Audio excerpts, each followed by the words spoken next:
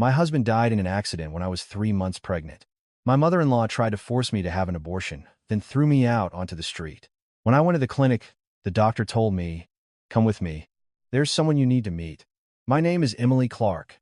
I'm 29, a preschool teacher from a small town in rural Texas. My husband was David Miller, a construction site supervisor. We got married in May of 2025, and I followed him to Houston, moving into the house his family had left him.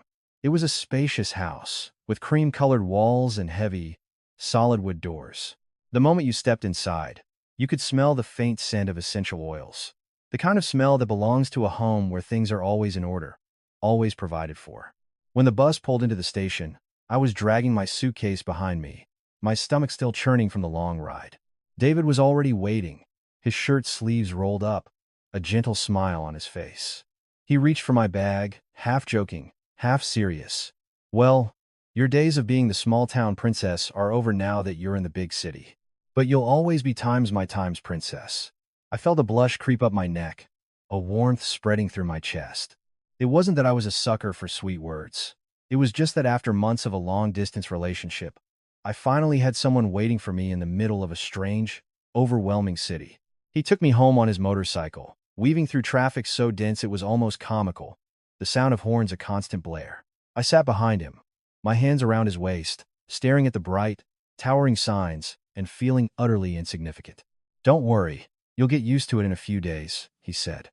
"Houston's like that, but there are a lot of good people here." The gate to his house was made of black wrought iron, and inside was a small yard paved with red bricks. The moment I stepped in, I saw his mother. Susan Miller was a stout woman with her hair pulled back in a neat bun, wearing a plain, dark-colored sweatsuit. She looked me up and down, her gaze not hostile, but sharp, as if she were measuring me. Then, a slow, deliberate smile spread across her face. "You're here. The drive must have been tiring. Go on, wash up, and then we'll have dinner." I quickly set my things down. "Hi, Mom. It's so good to finally be here." Since the wedding, calling her mom still felt strange. But I told myself that if I was going to be a daughter-in-law, I had to follow the customs. She handed me a pair of house slippers, pointed me toward the bathroom, and then turned back to the kitchen. The way she organized everything was meticulous. The hand towel hung in its designated spot, the utensils were perfectly aligned, and the pots and pans gleamed. Seeing this, I let out a quiet sigh of relief. I had heard enough mother-in-law horror stories to be grateful for one who seemed, at least, to be orderly. I felt a sense of ease. I remember that first dinner at my in-laws' house vividly. The meal was set on a wooden table, a pot roast with mashed potatoes, a green bean casserole, and a small bowl of gravy. The rich aroma of the roast made my stomach rumble. David served me a piece of meat, saying, "Eat up. You need your strength after that long trip." His mother watched him and remarked gently, "Eat slowly. A new daughter-in-law should be mindful of her manners." I immediately put my fork down neatly and smiled. "Of course. I'm used to eating quickly at the preschool. I'll work on it." She nodded, her expression softening. I thought to myself, asterisk be good, and you'll be treated well. I'll be okay here. Asterisk. But there was one small detail during that dinner that made me uneasy. Susan didn't ask me about my teaching job or about my parents back home. Instead, she asked a direct question that sounded deceptively casual. "So, your folks own much land back home?" I was in the middle of chewing and almost choked. I glanced at David, but he pretended to be busy with his green beans, as if he wanted me to answer on my own. I had no choice but to be honest.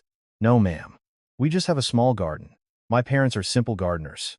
She just said, "Oh," and didn't comment further. But it was a strange "oh." It wasn't the warm, conversational kind of "oh," but more like someone was making a mental note of a fact. After dinner, I stood up to clear the plates. David offered to help, but his mother immediately stopped him. "Men, handle the work outside. Let your wife do it. She needs to get used to the way things are done in this house." The phrase "get used to the way" made me a little nervous. I was used to housework back home, but doing it in my own house was different from doing it in someone else's. Even though it was my husband's home, it felt like I was taking a test without knowing any of the questions. As I washed the dishes, she stood nearby wiping the counter. She didn't scold or yell, just occasionally offered a quiet correction. "Hold that plate more gently," or "stack the pots upside down so they dry properly." Her voice was even, but it felt like a ruler pressed against my back. I suddenly remembered an old saying. When you're a guest in someone's house, watch how they eat and where they sit. I reminded myself to be careful, lest a small mistake turn into a big issue. That evening, David took me upstairs to our room. It was clean, with a window that looked out onto a row of trees, a cool breeze blowing in. He opened the closet and pulled out a body pillow, placing it on the bed. Get some rest. If Mom says anything downstairs, just let me handle it. I looked at him, my heart welling up. A man who knew how to stand between his wife and his mother, at least in small matters, was a blessing. I sat on the bed and started unpacking. While rummaging through my bag, I found a small handkerchief my mother had tucked in when she saw me off.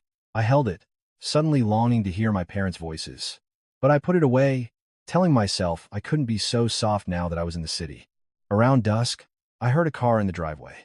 When I went downstairs, I saw a portly man in his 50s, his shirt untucked, walking in as if he owned the place. My mother-in-law's face lit up. That's Uncle Rick, Emmy, my younger brother. I quickly greeted him. Hello, Uncle Rick. He looked at me with a wide grin. Ah, the new daughter-in-law. You look like a sweet one. Sweet is good, but being too sweet can get you into trouble, you know? I didn't know how to respond, so I just gave a weak smile. He sat down, poured himself some tea, and started talking to my mother-in-law as if they were discussing something of great importance. I overheard fragments, paperwork, the property, signatures. Then I heard him say, "They're really pushing for it now, Sue. You need to decide what to do. If you wait too long, they'll show up at the house, and that'll be a mess." My ears perked up. Asterisk. Who are they? Pushing for what? Asterisk. I looked at David. He was leaning against the door frame, his face tense, though he was trying to act normal. My mother-in-law shot him a look, her voice low but sharp. Keep it down, Rick. The new daughter-in-law is here. Her brother just laughed. For crying out loud, she's family. A daughter-in-law is family. That should have been a comforting thing to hear, but it sent a chill through me. The way he said family sounded like someone being added to a ledger, not welcomed into a heart. That night in our room, I asked David in a soft voice, "What was your uncle talking about downstairs?" I heard something about being pushed and people showing up. David paused for a moment, then stroked my hair. It's nothing, Emmy. Just some stuff with the construction site. Don't overthink it. You just got here. You need to rest. He said it so calmly that I didn't dare press further. I knew men had their pride, but a feeling that something was being hidden from me began to feel like a thin thread, cutting lightly at my heart. In the middle of the night, David got a call. He went out onto the balcony to talk, his voice low but urgent. I could still catch snippets from the bedroom. "Yeah, I understand. I'll be at the site tomorrow." "Yes, I'll take care of that amount. Just don't make a scene." When he came back in, he saw my eyes were open. He smiled. "Go to sleep, honey. Just work stuff." I mumbled, "Okay," and pulled the covers up. In the darkness, I stared at the ceiling, suddenly remembering something my grandmother used to say. You can measure the depth of a river, but the treachery of a human heart is immeasurable. I didn't want to think the worst, but my instincts, as a woman new to this family, told me that first dinner, with its delicious pot roast and sweet tea, had left a bitter aftertaste, like I'd swallowed a bone. All I could do was hug my pillow tightly and tell myself, asterisk Emily Clark, as long as your husband loves you, that's what matters. As for his mother, just take it one day at a time. Asterisk. But it felt like, from the very first day I stepped into that house, I was standing before a door with no visible hinges. I had no idea when it might swing shut. After that first night, I fell into a routine that people often call settling in. It sounds gentle, but in reality, it meant getting used to every step, every word, every meal being watched and measured. I got a job teaching at a private preschool near the house. Every morning, I woke up before David. I tiptoed downstairs, intending to make a pot of coffee for my mother-in-law, only to find Susan already there, stirring a pot of oatmeal, her eyes fixed on me. "Up so early?" "Yes, I'm used to the school schedule." She nodded. "It's good to have a routine. And once you have one, see it through. This house doesn't tolerate messiness. No yelling, no scolding." But every sentence felt like a brick being placed on the table. Over time, the entire house became a wall. All I could do was say yes, ma'am, and obey. When I was dressed and ready for work, she would stand by the door, observing my simple dress and cardigan, and say slowly, "Go to work. But remember to be home in time for dinner. The women of this house don't linger outside. I forced a smile. Of course. I'll come straight home after school. The truth was, I was incredibly busy at the preschool. The children were like a flock of sparrows. I had to coax them to eat, wipe their noses, and teach them songs all at once. A coworker asked me, "So, what's it like being a newlywed in the big city?" "Must be nice." I gave a non-committal smile.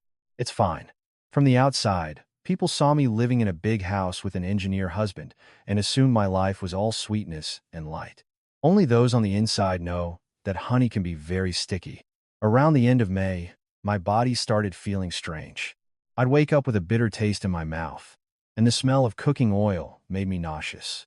At school, while lining the kids up, I suddenly felt dizzy and had to grab onto a desk. The principal looked at me with concern. "Emily, are you okay? Could it be good news?" I froze, my heart pounding.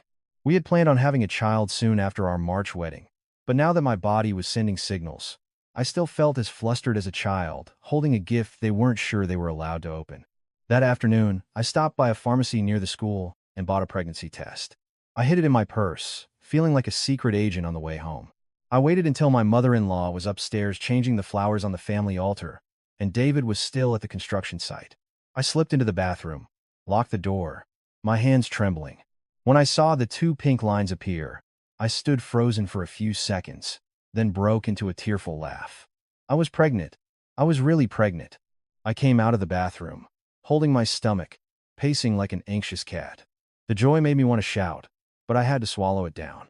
In this house, not every happy event could be celebrated in the way you wanted. When David got home that evening, the smell of hot soup was already in the air. He smiled. "What are we having tonight that smells so good, honey?" I pulled him into our room, closed the door, and whispered, "David, I have something to tell you." He looked at me intently. "What is it? Did Mom give you a hard time?" I shook my head and held out the pregnancy test. David took it, read it, then looked at it again several times, as if he couldn't believe his eyes. Then he pulled me into a hug, so tight I had to pat his back. "David, I can't breathe." He let go, his eyes red. He knelt and pressed his ear to my stomach, as if he could already hear our baby talking. He whispered in a choked voice, "Hey there, little one. It's Dad. I'm sorry, I've been so busy. I promise I'll come home earlier from now on." Watching him, my heart melted like a wafer. I'd heard people say, you only know a man's true character when his wife is pregnant. At that moment, David was so genuine that I believed. With him by my side, I could get through anything. We went downstairs to share the news. I was as nervous as a student before an exam. Susan was folding laundry on the sofa. When David said, "Mom, Emily's pregnant," she stopped, looked at me for a long moment, and then smiled a calculated smile. "Well, that's good. This house needs a grandchild to carry on the name." I breathed a sigh of relief, thinking she would be as overjoyed as any other grandmother. But then she continued in that same even tone. "If you're pregnant, you have to be careful. From tomorrow on, you'll eat according to a menu I prepare. In the morning, you'll drink almond milk. For lunch, steamed fish. At night, no sour foods. And absolutely no going out alone." I nodded repeatedly, like a soldier receiving orders. She went into her room and came back with a small notebook, filled with meticulous notes. Times for drinking water, sleeping, taking walks. She handed it to me, her voice as firm as a nail being hammered in. "Everything in this house is done with discipline. With a grandchild on the way, we must be even more disciplined." David tried to intervene. "Mom, Emily still has to teach. You have to be a little flexible." She glanced at him. "The children she teaches have parents to pick them up. You're at the construction site. Who's going to watch your wife?" The phrase "for the sake of the baby" was her final word, and I couldn't argue with it. When someone uses an unborn child as their reason, you have no choice but to be silent. I suddenly understood a harsh truth of life. Sometimes, even a pregnancy can become a beautiful excuse for someone to tie you down with soft ropes. From that day on, my mother-in-law's control intensified. She didn't manage me with scolding, but with a schedule. When I woke up, she'd ask, "What are you eating at school today?" When I came home, she'd inspect my bag. "Did you buy anything on the street?" I craved a simple lemonade, but had to wonder if I'd be accused of indulging in sweets and harming the baby. Once, I casually mentioned, "Mom, I'm really craving some Texas-style chili. She put her bowl down, her brow furrowed. That's too spicy. It's bad for the baby. Whatever people eat back in your hometown is their business. Here, you follow my way. Just that one phrase back in your hometown made my face burn. It wasn't coarse or harsh, but it hit a nerve, reminding me that I was the small-town wife, the outsider who had stepped into someone else's world. David loved me and tried to make up for it. He took me for my first prenatal checkup at the district hospital in early June 2025. The doctor confirmed I was nearly 2 months pregnant and everything was stable. David grinned like a child who'd just been given a prize. On the way home, he stopped to buy me a box of cupcakes. A pregnant woman deserves to be spoiled, he said. But the spoiling only lasted a few days before he became swamped with work. The construction project he was supervising on the outskirts of the city ran into trouble. He started leaving early and coming home late. His phone rang with calls from strange numbers. Sometimes, right after dinner, he'd get up and go outside to talk. His voice low and quick, his eyes avoiding mine. I'm not a suspicious person, but pregnancy makes a woman sensitive. One evening, as I was folding a tiny onesie I had just bought, I heard him talking on the balcony. Yeah, I get it, but don't call the house. It'll be a problem if my mom finds out. I'll get the money. Just give me more time. I held the tiny shirt, my hand suddenly cold. Asterisk. Get what money? More time for what? Asterisk. I remembered Uncle Rick's words. They're really pushing for it. And my mother-in-law's order not to go anywhere alone. Suddenly, all the pieces connected like a thread. I walked out and stood behind him. He jumped, quickly ending the call. What are you doing out here? It's windy. I asked him directly, trying to keep my voice gentle. Is something wrong, David? I heard you talking about getting money. He forced a smile, but it was stiff. It's nothing, honey. Just work stuff. You're pregnant. Don't stress yourself out with wild thoughts. Just keep the peace. The phrase "don't stress yourself out" felt like a door being shut in my face. It was a gentle way of ending the conversation. I didn't want to make things harder for him, so I just said, okay, and went back inside. That night, I lay on my side, my hand on my belly, feeling the tiny life inside that had already changed my heart so completely. I loved my child, but I was also afraid. I loved them because they were the one joy that made me feel like I truly belonged in this house. I was afraid because I was beginning to understand that while a grandchild might be important to my mother-in-law, who held the power in the house was even more important. The next morning, as I placed a glass of warm water on the table, Susan looked at me and said, as if giving a general piece of advice, when you're pregnant, you need to watch what you say. If something is happening in this house, don't ask too many questions. A woman who knows her place keeps the home peaceful. I froze. I hadn't even asked anything, and she was already warning me. I suddenly thought of the saying, water flows downward. It was so true. A daughter-in-law has many things she wants to say, but often she must swallow them to keep the peace. I sat down, looking at the breakfast laid out before me, a quiet dread settling in my stomach, like the feeling of calm before a storm. But I still told myself, I'm carrying a child. I have to be strong. I have to secure a proper place in this world for my baby. Even if it means walking slowly and cautiously, I will walk. In early July 2025, David came downstairs with a duffel bag, wearing a high-visibility vest and holding his old hard hat. He was heading to a project in the hill country, expected to be gone for 2 weeks. It sounded simple, but the way he looked at me as he put on his boots felt strange. It wasn't the look of a man going to work. It was the look of someone who wanted to say something but swallowed it back down. I walked him to the gate. He told me, listen to Mom while I'm gone. Don't argue with her. Call me if you need anything. Then he bent down and touched my belly gently, his voice softening. You be good in there, okay? My mother-in-law stood behind me, her arms crossed, and said something that sounded like concern. Be careful up there in the hills.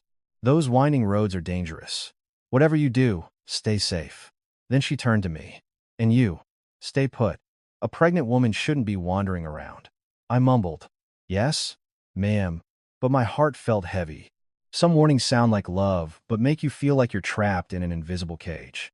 For the first 2 days, David still called. Sometimes it was a quick video call from the construction site, the sound of machinery roaring behind him. Other times, it was a short text. I'm okay. Have you eaten? I'd reply with long messages, telling him about my day at school, even mentioning that I was craving a warm glass of soy milk. He just sent a smiling emoji. Even that made me happy. When you're pregnant, you become sentimental. Just a simple "I'm here" from your husband is enough to feel anchored. But on the third day, things started to feel off. That morning at school, while lining the kids up to wash their hands, my phone vibrated. I thought it was David and quickly checked. Nothing. I chided myself, thinking my pregnancy was making me anxious. But at lunchtime, I texted him, "Have you eaten lunch?" and got no reply. In the afternoon, I tried calling. It rang for a long time, then went to voicemail. When I got home, my mother-in-law was watching the news, her eyes glued to the screen.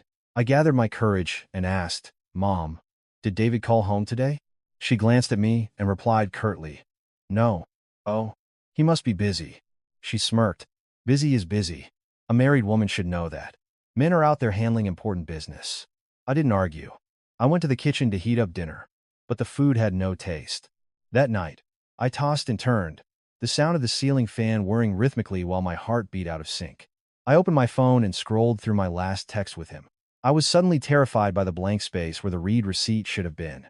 I finally drifted off to sleep around midnight, only to be jolted awake by a noise downstairs, like someone dragging a chair. I held my breath and listened. Then, silence. I tried to reassure myself it was probably just Mom getting a glass of water. But my stomach clenched with a sense of foreboding. Around 4:30 a.m., my phone shrieked. A long, piercing ring that made me sit bolt upright, my heart feeling like it was about to fall out of my chest. An unknown number. I answered, and a man's hoarse voice on the other end spoke quickly, as if he was in a hurry. "Are you Mrs. Miller? David Miller's wife? This is his company. I need you to stay calm." I froze. The words "stay calm" always come before something terrible. "Yes. What is it? What's wrong with my husband?" On the other end, I could hear muffled voices, footsteps, the sound of wind. Then, the man's voice dropped. The supervisor's vehicle was in an accident on a pass in the hill country. "The police are on the scene. I need you to prepare yourself." I couldn't hear the rest clearly. My ears were ringing, as if someone had poured a bucket of water into them. I managed to choke out one question, my voice distorted. "Is David alive?" There was a few seconds of silence on the other end. That silence was like a thin blade, not cutting cleanly, but slowly sawing away. Then, the man said, "I'm so sorry." I dropped the phone. My legs gave out from under me. I slid off the edge of the bed and collapsed onto the floor, one hand clutching the bedsheet, the other wrapped around my stomach, as if holding on to the only thing I couldn't afford to lose. I tried to call David's name, but no sound came out. My throat was tight. I tried to stand, to run out of the room, but as soon as I got to the top of the stairs, my vision blurred, and the world started spinning. I heard my mother-in-law's door slam open. "What is it? Who's calling at this hour?" I could only manage to say, "Mom, David's company," and then everything went black. When I woke up, I was on a gurney. The sharp smell of antiseptic filled my nostrils, and the white fluorescent lights on the hospital ceiling were blindingly bright. I heard the rolling of wheels, the voices of nurses calling to each other. There was a dull, aching pain in my lower abdomen, like a hand was squeezing it. My mother-in-law was sitting beside me, her hand gripping my wrist. Her face was pale, but her eyes were wide and frantic. The moment I opened my eyes, she burst into tears loud, wailing sobs that the whole hallway could hear. "Oh, my poor child. Why is our fate so cruel? How are we going to live now?" I whispered, "Mom, David." She shook her head, sobbing. "Don't say it. Don't say it." A doctor came over, asked me a few questions, and checked my vitals.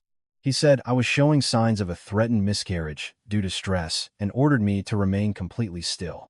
I panicked and grabbed his coat. "Doctor, my baby. Is my baby okay?" The doctor looked at me, his voice serious but not cold. "Ma'am, you need to calm down. The pregnancy is still viable, but you must avoid any further emotional distress." The word "still viable" made me break down. I cried like someone who had just been pulled from the water, gasping for air.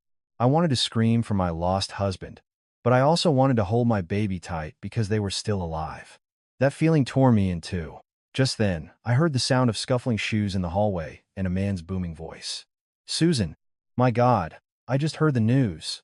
Uncle Rick appeared, his shirt wrinkled, his face a mask of distress. He came right up to us and, without any preamble, asked, "What did the police say?" What did the company say? Do we have the paperwork yet? Lying on that gurney, a chill went down my spine. We had just received the terrible news, and the first thing he asked about wasn't, how is Emily, or is the baby okay? But paperwork. My mother-in-law wiped her tears, her voice choked. They said they'll be in touch this afternoon. Right now, we need to take care of Emily. Uncle Rick sighed, but his eyes were darting around as if he was calculating something. Yeah, take care of her. But you have to keep a clear head, Sue. If we don't handle this, they'll come knocking, and that'll be a real problem. I wanted to sit up and ask who will come knocking, but the doctor had just warned me not to get agitated. All I could do was lie there, staring at the white ceiling, feeling like I was falling into a deep, dark pit.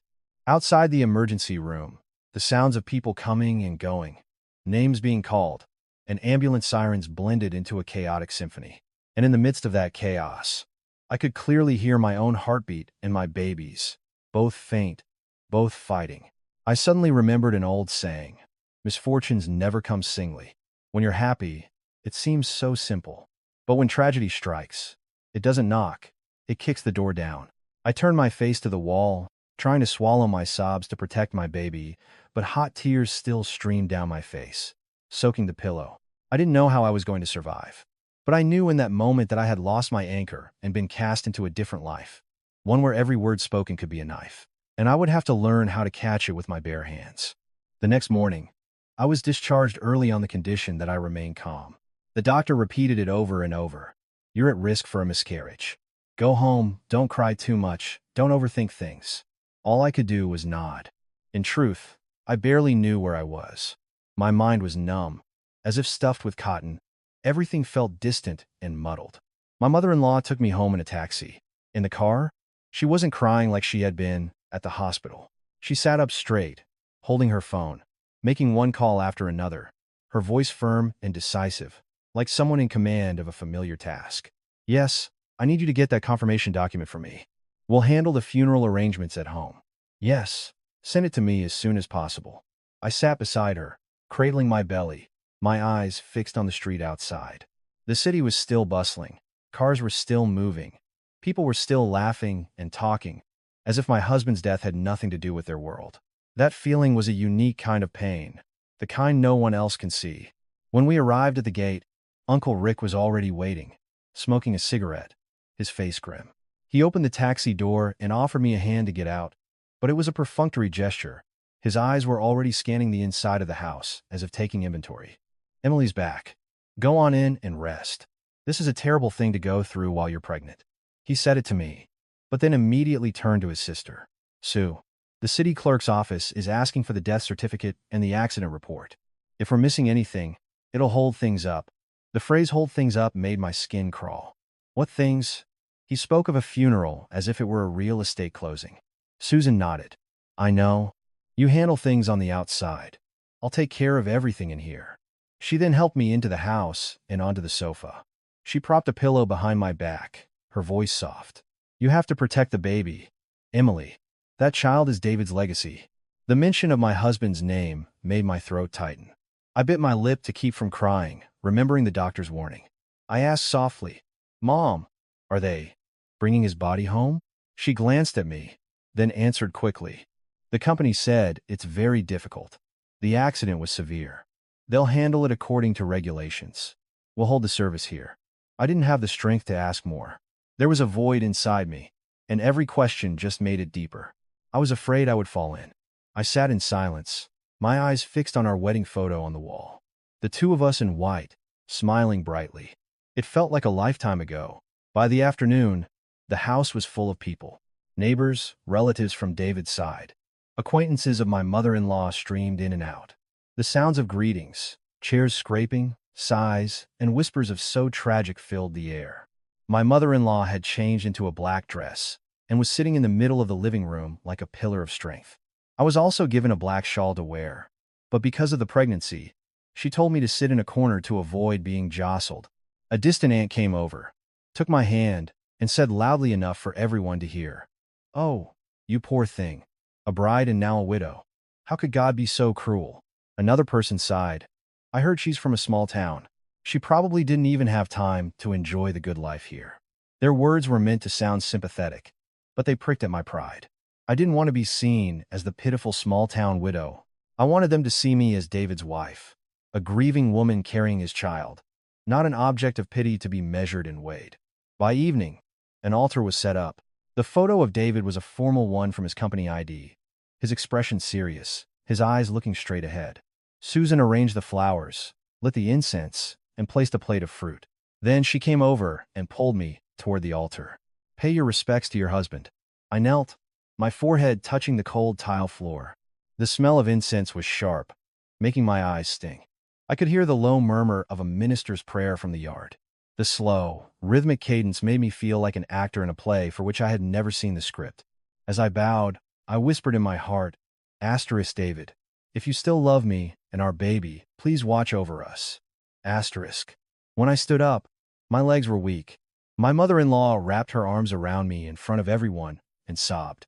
"Oh, Emily, from now on, it's just you and me. David has left us."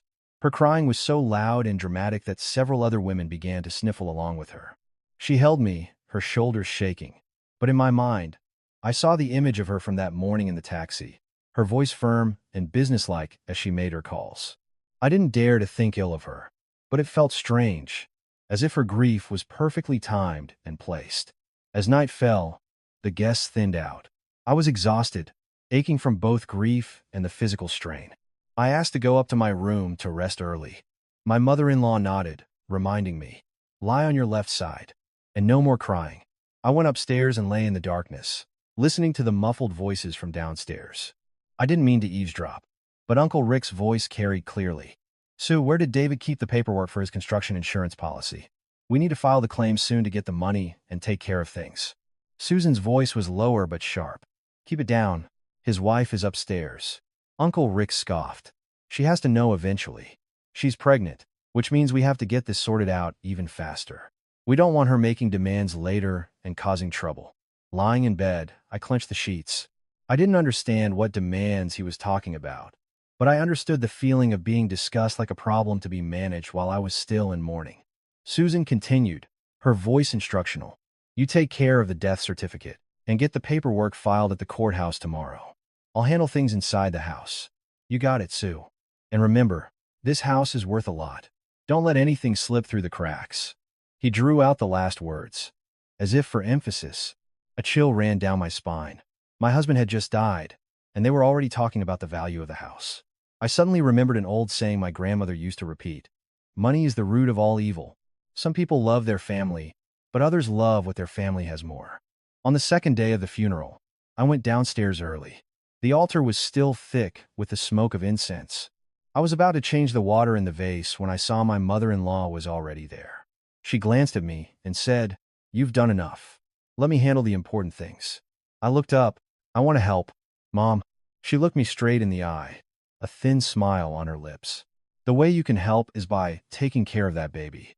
Don't let anything happen to it, or you'll have failed this family." The words sounded like concern, but the phrase "failed this family" stuck in my throat. Failed how? By protecting my child, or simply by existing? Later that afternoon, someone from the company came with paperwork. They used a lot of terms I didn't understand: site report, accident confirmation, compensation procedures. My mother-in-law sat and listened, nodding knowledgeably. Uncle Rick, however, questioned every single amount, his voice as nonchalant as if he were haggling at a flea market. I sat beside them, my hand on my belly, my head spinning. At one point, I wanted to stand up and scream, "That's my husband you're talking about." But I didn't have the strength, and I was afraid that any agitation would harm the baby. A neighbor stopped by and whispered to me while my mother-in-law was in the back. "You take care of yourself, dear. Life is hard, but good people find their way. I can see how much Susan cares for you." I managed a weak smile. "Yes," I said, just to be polite. She might have cared, but it was a care that came with conditions, with warnings, with control. It was like a velvet cloth wrapped around a noose. From the outside, it looked soft, but you never knew when it would tighten. That night, I sat before the altar, looking at David's picture. In the dim light, his face seemed so serious, as if he was still trying to tell me something. I clasped my hands, trying to hold back my sobs, telling myself I had to protect my child. I had to protect myself. I didn't know what the future held. I only knew that since the funeral had begun, I no longer felt like a cherished daughter-in-law. I felt like a chess piece on their board. Everyone was watching me. Everyone was calculating. But no one had asked me if I was in pain. After the funeral, the house fell quiet. The stream of visitors stopped. The scent of incense faded, and the house returned to its natural state, large, clean, and silent as a sealed box. I thought the quiet would be a relief, but this wasn't a peaceful quiet. It was the stillness of water before a storm, where the slightest touch could create waves.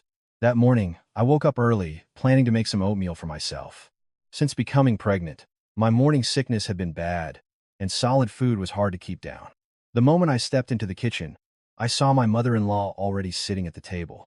In front of her was a stack of papers and a small box of keys. She didn't look at me, just said, "Sit down." I froze, my hand still on the back of a chair. Her voice wasn't loud, but it had the weight of a command. "Yes, Mom?"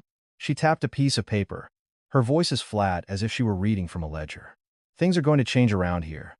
David is gone, and I'm the one in charge of this house now. You're pregnant and can't handle much, so it's best you don't do anything without my permission." The words "David is gone" felt like a sharp jab to an open wound. I tried to swallow the lump in my throat. "I know, Mom. I just want to help." She looked up. For the first time, her eyes were different. They weren't red from crying or soft with feigned sympathy. They were cold, piercing, as if they could see right through to my bones. "Help with what? You've only been here a few months. To be blunt, you're an outsider in this house." My house. I felt like I had misheard. I sat there, stunned, my hands clenched so tightly, my knuckles turned white. She pulled the key box closer. The lid snapped open with a sharp click that made me jump. She emptied a set of keys onto the table. The gate key, the front door key, the garage key, even the key to David's car. "From now on, I'll hold on to the keys. When you come home from work, you ring the bell. If you want to go anywhere, you tell me first." I opened my mouth to protest, but my throat was tight. I wasn't a child to be controlled like this, but I was also pregnant. I knew I was in a vulnerable position. I tried to stay calm. "Mom, my teaching schedule is very regular. It would be more convenient if I had a key in case you're out." She cut me off sharply. "We don't need convenient. There are no in-case scenarios in this house. You just do your part." "My part?" The words felt like a slap. What was my part? The grieving widow or the unwanted houseguest? She wasn't finished. She pushed another piece of paper toward me. It was a list of chores, written in neat, precise handwriting. Asterisk morning. Sweep the patio. Midday. Mop the stairs. Afternoon. Do the laundry. Evening. Clean the kitchen. Asterisk. At the bottom, a note. Asterisk. No eating out. No food deliveries. Asterisk. I stared at the list, my head spinning. I was still working a full day, and now I was expected to do all of this while pregnant and at risk. I looked up, my voice trembling. "Mom, the doctor told me to avoid strenuous activity. I'm worried it will affect the baby." She smirked as if I'd said something ridiculous. "The baby? The baby is all the more reason for you to learn your place. Do you think being pregnant gives you the right to do whatever you want? This house doesn't support lazy people." My face flushed hot. The word lazy was like a physical blow. Back home, I had taught school and helped my parents in the garden. No one had ever called me lazy. I wanted to argue, but I remembered her words from before. "A woman who knows her place keeps the home peaceful." I was afraid of making a scene, afraid the stress would harm my child. I could only say quietly, "I'm not lazy, Mom. I'm just tired." She tapped her finger on the table, a rhythmic times thump, thump, thump times like nails being hammered. "Tired or not, you do it. Women get pregnant and still work in the fields. You have it easy here, and you're still complaining." My eyes started to burn. I turned away, trying not to cry. The doctor's words echoed in my head, but tears welled up anyway, a direct hit to my dignity. People can take your money, your belongings, but when they take your self-respect, that's what truly hurts. Just then, Uncle Rick walked in, holding a cup of coffee and grinning. "Hey, what's with the serious talk between you two?" My mother-in-law no longer bothered with the pretense of politeness she had maintained during the funeral. She said bluntly, "I'm telling her that from now on, she follows the rules of this house. I have the keys. I need to know where she is and what she's doing at all times." Uncle Rick nodded and turned to me. "Listen, kid, when in Rome, I'm telling you, now that you're pregnant, You should listen to your elders.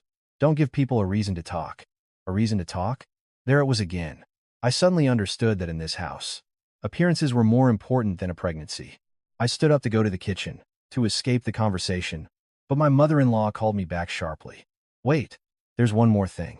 She walked over to a cabinet, opened a drawer, and pulled out a savings passbook and several envelopes, placing them on the table like evidence.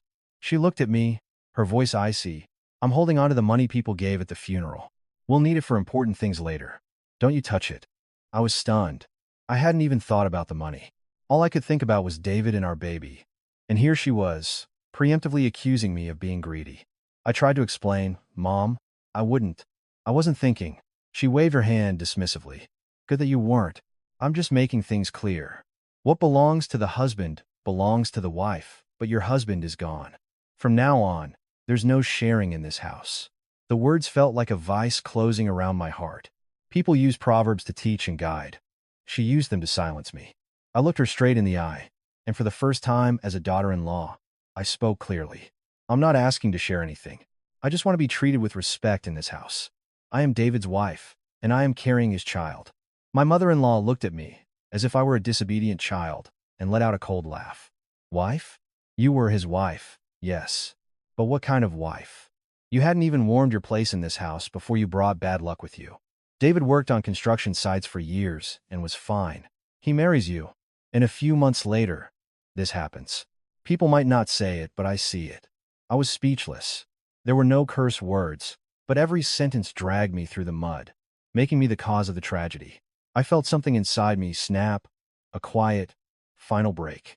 I turned and walked to the kitchen, my hand shaking so badly I almost dropped a pot. I stood at the sink and turned on the faucet. The water rushed out, but it couldn't wash away the humiliation. I remembered the old saying, do good and good will come to you. But then I thought bitterly, maybe if you're too good, people just take advantage of you.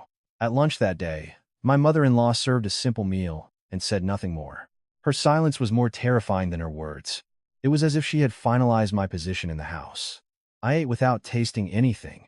A piece of fish felt stuck in my throat. That afternoon, I came home from work early because I was exhausted. I rang the doorbell and waited. After a long moment, my mother-in-law opened the door, looked me up and down, and asked a single question. Where have you been? The question choked me. I had come from work, but I had to answer as if I'd been out playing. I replied, school let out early.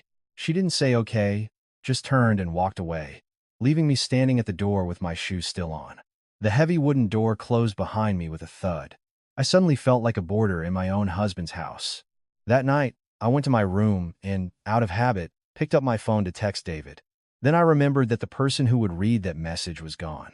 I hugged my belly and sat on the floor, trying to breathe. The baby inside me was a reminder that no matter what anyone said, I had to live. I wiped my tears and made a small, silent vow. Asterisk. Emily Clark, you can be patient, but you cannot let them crush you. For your child, you must be strong. Asterisk. Since the day my mother-in-law took the keys, the rhythm of my life changed completely. It no longer felt like coming home. It felt like returning to a strict boarding school. To leave, I had to report. To be late, I had to ask permission. But as a teacher, my schedule wasn't always predictable. Some days, a child had a fever, and I had to wait for a late parent. If I was just 15 minutes late, the moment I rang the bell, I'd hear my mother-in-law clear her throat from inside a sound like a warning bell. One afternoon, I had just stepped into the yard when Susan's voice called out, "Wash your hands and get to the kitchen. The house is dusty today." I responded like an automaton. I changed my clothes, and before I could even sit down, she had placed a broom in front of me, her voice cold. "Sweep the patio. It's covered in leaves." I looked at the patio. There were only a few scattered leaves, but she spoke as if it were a garbage dump. I took the broom and went outside. The afternoon wind blew dust into my eyes, making them sting. As I bent down to sweep, a sharp pain shot through my lower abdomen, a warning. I straightened up, rubbing my belly, trying to breathe evenly. Susan stood on the porch, not moving closer, just saying, "Pregnant or not, that doesn't excuse you from your chores." Her words were like a thin blade, not drawing blood but slicing at my self-respect. I clenched my teeth and continued, the doctor's warning to avoid heavy work echoing in my head. But who would defend me? The one person who could was now just a photograph on an altar. That night, the dinner was one I'll never forget. My mother-in-law served a pot of cold rice, a bowl of watery vegetable soup, and a plate of thinly sliced, overcooked fried eggs. The smell was instantly nauseating to my sensitive pregnant nose. I tried to eat, but the first bite made me gag. I put down my fork and said softly, "Mom, I'm feeling a little sick. Could I just have some plain toast?" She stared at me, her eyes like ice. "This family eats proper meals. Toast is for sick people. Are you trying to be sick?"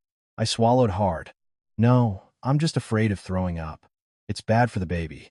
She let out a short, bitter laugh. "Such a fragile baby. Other pregnant women eat whatever's put in front of them. Stop being so picky."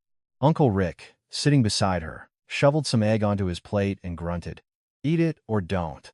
Pregnancy isn't an excuse to act like a princess." The word princess stung.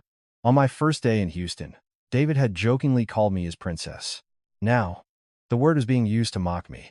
I picked up my fork and tried to take another bite, but my throat wouldn't cooperate.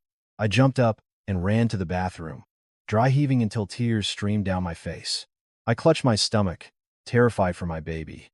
When I came out, my mother-in-law didn't ask if I was okay. She just said, "Clear the table. You've ruined the meal." I stood there, frozen. I didn't know if I was sick from pregnancy or from humiliation. That night, I lay in my room, my stomach growling. I opened a drawer and found a pack of crackers I'd brought from school, secretly eating a few to stop the dizziness. I ate them like a thief. I had to laugh at myself. A wife, a daughter-in-law, reduced to sneaking food in her room like a child. The next morning, I tried to get up early to make a small pot of oatmeal for myself with some ground meat for protein. I figured if I made it myself, I wouldn't have to ask. But I had barely scooped half a bowl when my mother-in-law came downstairs and saw the pot, her face darkening. "What is that?" "It's oatmeal. My morning sickness. It's easier to eat."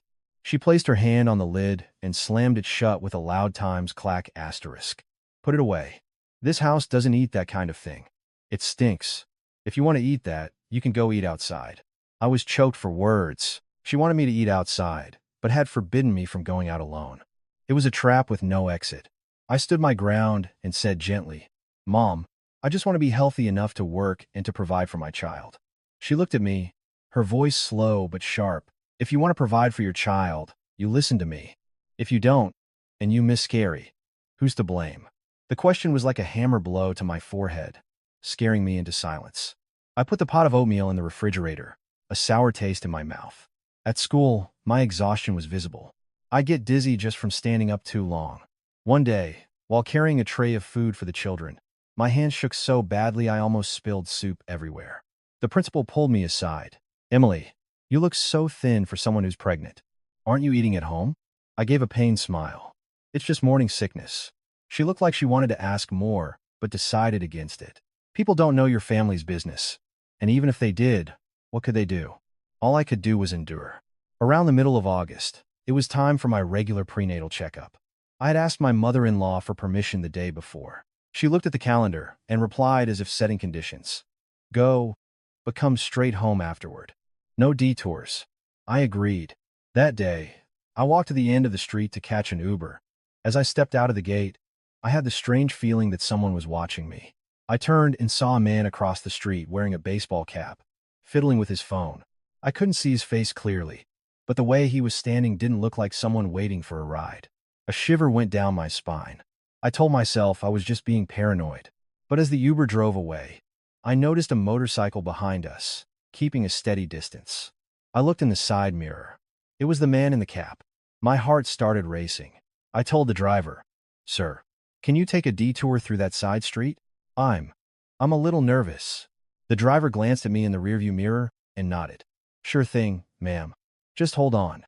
The car turned into a series of crowded alleys, and when I looked back, the motorcycle was gone. I let out a breath, my hand on my belly, telling myself to stay calm. But the fear had already planted a thorn in my heart. At the clinic, the doctor did an ultrasound and said the baby was fine, but I was underweight and needed to eat more. He asked, "Are you under a lot of stress? Is everything okay at home?" I shook my head, not daring to tell him the truth. I just said I had bad morning sickness. He advised me to eat small, frequent meals of whatever I could tolerate, and not to let myself get too hungry. I held the instruction sheet, feeling like I was holding a cry for help that I didn't know who to send it to. When I got home, I rang the bell. My mother-in-law opened the door and her eyes went straight to the bag of prenatal vitamins in my hand. What did the doctor say? He said I need to eat more, that I'm underweight. She frowned. You're underweight because you're a picky eater. You complain about everything I cook. You're making things so difficult for everyone. I wanted to say that I wasn't complaining, but I was too tired, physically and mentally. I went straight to the kitchen to clean up, as was my routine. While wiping the counter, I heard my mother-in-law talking to Uncle Rick in the living room, her voice just loud enough for me to hear. She's so weak for a pregnant woman. If something happens, our family will get the blame. Uncle Rick replied nonchalantly. So what if we get the blame? You just focus on the house and the paperwork first. There are ways to handle a daughter-in-law. I froze, the dishcloth dropping from my hand. Asterisk. Ways to handle. Asterisk. What ways? I didn't want to imagine, but my mind conjured up the worst possibilities. That night, I lay curled up in bed, my stomach empty but unable to eat. I placed my hand on my belly and whispered, as if to comfort myself, hang in there, little one. Mommy's hanging in there. People say having a child brings wealth, but all I wanted was for my child to give me the will to live. As I said it, tears streamed down my face. Not from weakness, but because I was starting to feel cornered. In the house, I was the one who had to know her place. On the street, I felt like I was being followed. I was trapped between two walls, and the more I struggled, the more I got hurt. But just then, my phone vibrated. A text from an unknown number. It contained only one sentence. Don't trust anyone in that house. I stared at the screen, a cold dread washing over me. That cryptic text message kept me awake almost the entire night. Asterisk. Don't trust anyone in that house. Asterisk. I read it over and over, my palms cold and clammy. I typed a reply. Who is this? Why are you telling me this? But the message only showed one checkmark sent, and then nothing. The silence was like someone breathing a cold puff of air on the back of my neck. I was scared because I didn't know who they were, and angry because if they knew something was wrong, why not just say it instead of tossing me a riddle and disappearing? The next morning, I woke up with swollen eyes. I splashed my face with cold water for a long time, trying to hide the evidence of my sleepless night. I was nearly 3 months pregnant, physically weak and mentally exhausted. Staring at my reflection, I told myself to stay calm. The doctor's words echoed in my mind. Getting agitated would harm the baby. The moment I stepped into the kitchen, I heard my mother-in-law on the phone in the living room, her voice sharper than usual. What do they want? I already told you. We're handling it. Don't you dare come to my house. She slammed the phone down and turned to look at me, her eyes like daggers. Come here. We need to talk. I sat down, my heart pounding. I didn't know if it was from fear or hunger. I'd barely eaten since the night before. Susan placed a thick envelope and a folded piece of paper on the table. In front of me, she didn't beat around the bush. Let me be frank. You being here is just getting in the way. This family is going through a difficult time. You're pregnant and can't do anything to help. You're just another burden to me. I swallowed hard. Mom, I'm still working. I'm still doing the chores. I only asked if I could eat something a little easier on my stomach. She waved her hand dismissively. Don't talk about your contributions. You work for yourself, not for this family. We don't need your money. The words were like a slap. I had never asked her for a single dollar. I worked because I wanted to stand on my own 2 feet, but I knew arguing would only add fuel to the fire. So I softened my tone. What is it you want to talk about? Mom? Please just tell me clearly. She pushed the paper toward me. On it was the address of a medical clinic, handwritten in a strong, sharp script with an appointment time noted below. My heart dropped. Mom, what is this? She looked me straight in the eye. It's a clinic. You take the money in this envelope, and you go there and take care of that pregnancy. My ears were ringing. I thought I had misheard. What did you say? This is David's child. This is your grandchild. She let out a cold, humorless laugh. Grandchild? A grandchild that's going to tie me down? David is gone? Do you think keeping that baby is going to let you cling to this house? I shot up from my chair, instinctively clutching my belly. No, I'm not trying to cling to anything. I just want to have my baby. I'm David's wife. I can't do that. She slammed her hand on the table with a loud thud. Sit down. I flinched but remained standing. She continued, each word a blow to my dignity. You're still young. If you have a child with no father, who's going to support you? And what will people say about this family? I'm telling you this for your own good. My throat was tight. For my good, or for yours. Her eyes narrowed. Don't be disrespectful. You've been eating and sleeping in my house for months. Now, you listen to me. A fish that refuses salt will go bad. Do you understand? I glanced at the envelope. My hands were trembling. On the corner, she had written the amount, $10,000. For me, at that moment, it was a lot of money, but it was being offered as the price for a life. I said, my voice cracking but firm, Mom, please. I'll endure any hardship. I'll even move out. I'm just begging you. Let me keep my baby. She laughed, a sound that made my blood run cold. Move out? With what? A preschool teacher's salary isn't enough to survive on your own. And when the debt collectors come looking for you, who's going to protect you and that baby? I froze. Asterisk. Debt collectors. Asterisk. So the feeling of being followed hadn't been my imagination. I looked at her and saw everything with a sudden, chilling clarity. She wasn't afraid times for times me. She was using that fear times against times me. Just then, Uncle Rick walked in, jingling his car keys. He glanced at me, then at the envelope, his tone deceptively casual. Sue's right. Keeping that baby is just going to cause more problems. Listen, kid, know your place, and you'll save yourself a lot of trouble. Don't let people say you're being greedy. I turned to him, my eyes burning. How can you say that? This is David's child. Uncle Rick shrugged. Blood or not, you have to consider the circumstances. And you don't understand the circumstances of this family. The room felt like it was tilting. I didn't know if I was standing or falling. I could feel my stomach tightening in knots, as if the baby inside me was frightened too. I took a deep breath, trying to stay calm, and said as clearly as I could, I'm not doing it. Even if you throw me out, I'm not doing it. My mother-in-law looked at me as if I were a stubborn, inanimate object. She slowly stood up and walked toward the stairs. I thought she was giving up, but a few minutes later, she came back down, dragging my suitcase, the same one I had arrived with.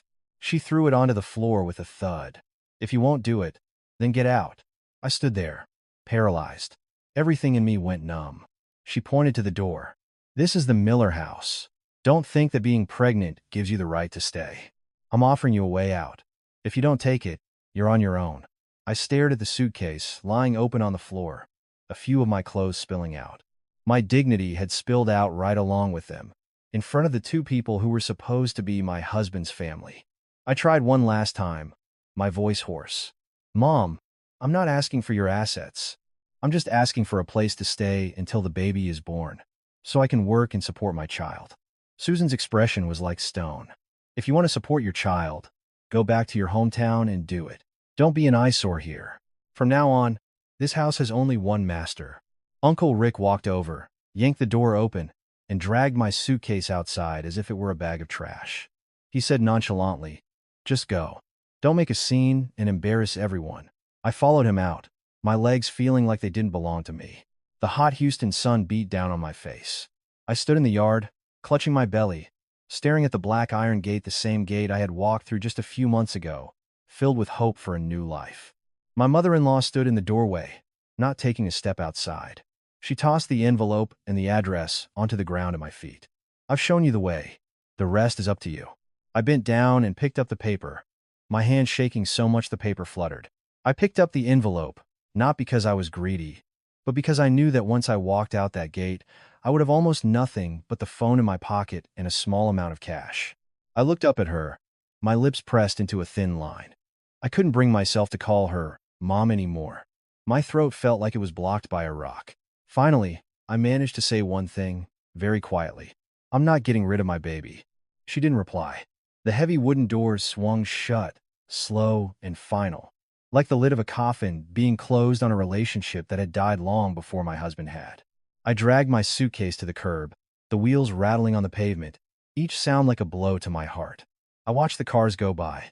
Everyone busy, everyone in a hurry. No one knew that I had just been thrown out of my husband's home while carrying his child. I thought of my parents back in Texas, of the looks I would get from the neighbors if I showed up pregnant and without a husband. I thought of the old saying about the many hardships of a wife, and my throat burned with a bitter taste. But then I placed a hand on my belly and took a deep breath. I may have been kicked out of a house, but I wouldn't kick my own child out of my life. I tightened my grip on the suitcase handle, stuffed the address into my pocket not to use it, but to remember how I had been treated, and started walking under the blazing sun, telling myself, Emily, as long as you can stand, your child has a mother. Asterisk. I had only dragged my suitcase a short distance when my legs started to feel like jelly. The midday Houston sun was like a furnace. I had nowhere to go, and I couldn't bring myself to call my parents. I was terrified of my mother's long sigh, of my father's silence, which would be heavier than any scolding. I stopped at a convenience store, bought a bottle of water, and sat on the curb under the small awning. My hand rested on my belly as I took short, shallow breaths. In my purse was the envelope with $10,000. The money felt like a life raft that had been thrown to me, but a life raft covered in mud. I didn't want to touch it, but I couldn't pretend I didn't need it. I had to live so my child could live. I took out my phone, opened the map app, and searched for the nearest OB/GYN clinic, making sure to avoid the address my mother-in-law had given me. I wasn't foolish enough to walk into a place that had been set up for me like a trap. I chose a small clinic in a quiet side street, with a simple sign, *obstetrics and gynecology, ultrasound and prenatal care*. It didn't look too fancy or too crowded. It was discreet. I called a Lyft, telling the driver to take the main road before turning into the alley, just to be safe. At that moment, all I wanted was to hear my baby's heartbeat, to know they were okay, to find the courage to keep going. The clinic was at the end of the alley. I walked in, the faint smell of rubbing alcohol in the air. The receptionist asked for my name and how far along I was. I spoke quietly, my voice still trembling. Emily Clark. Almost 3 months. The receptionist gave me a quick glance and handed me a form. In the waiting room, there were a few other pregnant women, some with their husbands, who were carrying diaper bags and snacks. I looked at them and felt a pang of loneliness, a sense of being completely out of place. Their husbands were right there, alive and well. The thought flashed through my mind, and I had to bite my lip to stop myself from crying. A little while later, the door to the examination room opened, and a man in his late 50s came out. He had salt and pepper hair, wore glasses, and his white coat was perfectly pressed. He looked at a chart and called out, "Miss Clark?" His voice was deep and warm, the kind that inspires trust. I walked in, my hand still protectively over my belly. He motioned to a chair. "Have a seat. Are you feeling all right?" I nodded. "I'm a little sick, and I've just been through a shock." He looked at me intently, his gaze kind. "You can be honest here. No one is going to judge you." For some reason, hearing that made a lump form in my throat. The world is full of judgment, especially for a pregnant woman who shows up to an appointment alone. I didn't tell him everything, just a vague version. "I'm having some family problems." He didn't press, just asked me to lie down for the ultrasound. As I lay there, staring at the white ceiling, my hands clenched the fabric of my shirt. The cold ultrasound gel touched my skin, making me flinch. The doctor looked at the screen intently, clicking a few buttons. Then, suddenly, the room went silent. I panicked. "Doctor, is my baby okay?" He pressed a small button, and a rhythmic times thump-thump, thump-thump times filled the room, as clear as a drumbeat in my chest. I froze. The heartbeat. My baby's heartbeat. I burst into tears, unable to stop them. They streamed down the sides of my face. The doctor handed me a tissue, his voice still even. "The baby is fine. The heartbeat is strong. You can rest easy." I sobbed. "Thank you, doctor." I was so scared. So scared I wouldn't be able to protect them. He looked at me and said slowly, "You can, but you have to protect your mental state as well. You're underweight, not sleeping, and under a lot of stress. That's dangerous." I wiped my tears and tried to breathe. He continued with the ultrasound, and then said something that made my heart ache with a mixture of joy and pain. "It's likely a boy." Hearing that, I placed my hand on my belly, as if I could hold this tiny piece of sunshine in my life. A boy. If David were still alive, he would have smiled until his eyes crinkled. The doctor jotted some notes in my file, then looked up and asked, his tone casual, "How long did you and your husband know each other?" I was a bit taken aback. "We knew each other for over a year before we got married." He nodded. "Did either of your families object to the marriage?" The question seemed strange for a prenatal visit. I answered truthfully, "No, not really. It's just that my family is from a small town, and his is from the city, so there were some differences. He then asked, "How long has your husband been gone?" I stiffened. I didn't want to talk about it, but he asked in such a calm, professional way that I felt compelled to answer. "Since the beginning of July." He made a soft ah sound, and then stood up to get me a glass of warm water. "Drink this. It will help with the dizziness." I took the glass, feeling both grateful and suspicious. He was being too kind, a kindness that didn't feel random. I looked at him, my mind racing. "Doctor, about the fee." He waved his hand. "We can sort that out later. For now, just rest. There are a few things I need to tell you." I sat back down, my confusion growing. He pulled his chair closer and lowered his voice. "Do not go to the address that was given to you." "Do you understand what I'm saying?" I gasped. "How? How did you know about that?" He didn't answer directly, just said, "I've seen many things in my line of work. Looking at you, I can tell you're being cornered. But listen to me, do not give up that baby." His words were like a clean life raft tossed right to me. I nodded vigorously. "I won't. I swear, I won't." He looked at me for a moment, then said slowly, "I need you to come with me to meet someone. After you meet them, you'll understand why you're being treated this way. But you must remain calm and, under no circumstances, make a scene here." I swallowed hard. "Who is it?" He answered curtly. "Someone who knew your husband very well, and who knows your in-laws very well." A chill went down my spine. The strange text message flashed in my mind. Asterisk, "Don't trust anyone in that house." Asterisk, I didn't know if I could trust this doctor, but I didn't have many other options. The baby inside me was a constant reminder. Make the right choice. Don't be reckless. I hesitated. "Doctor, I'm scared." He looked me straight in the eye, his gaze steady. "You have to be scared and still move forward. Life is meant to be shared, the good and the bad. But you're carrying this all alone, and that's not right."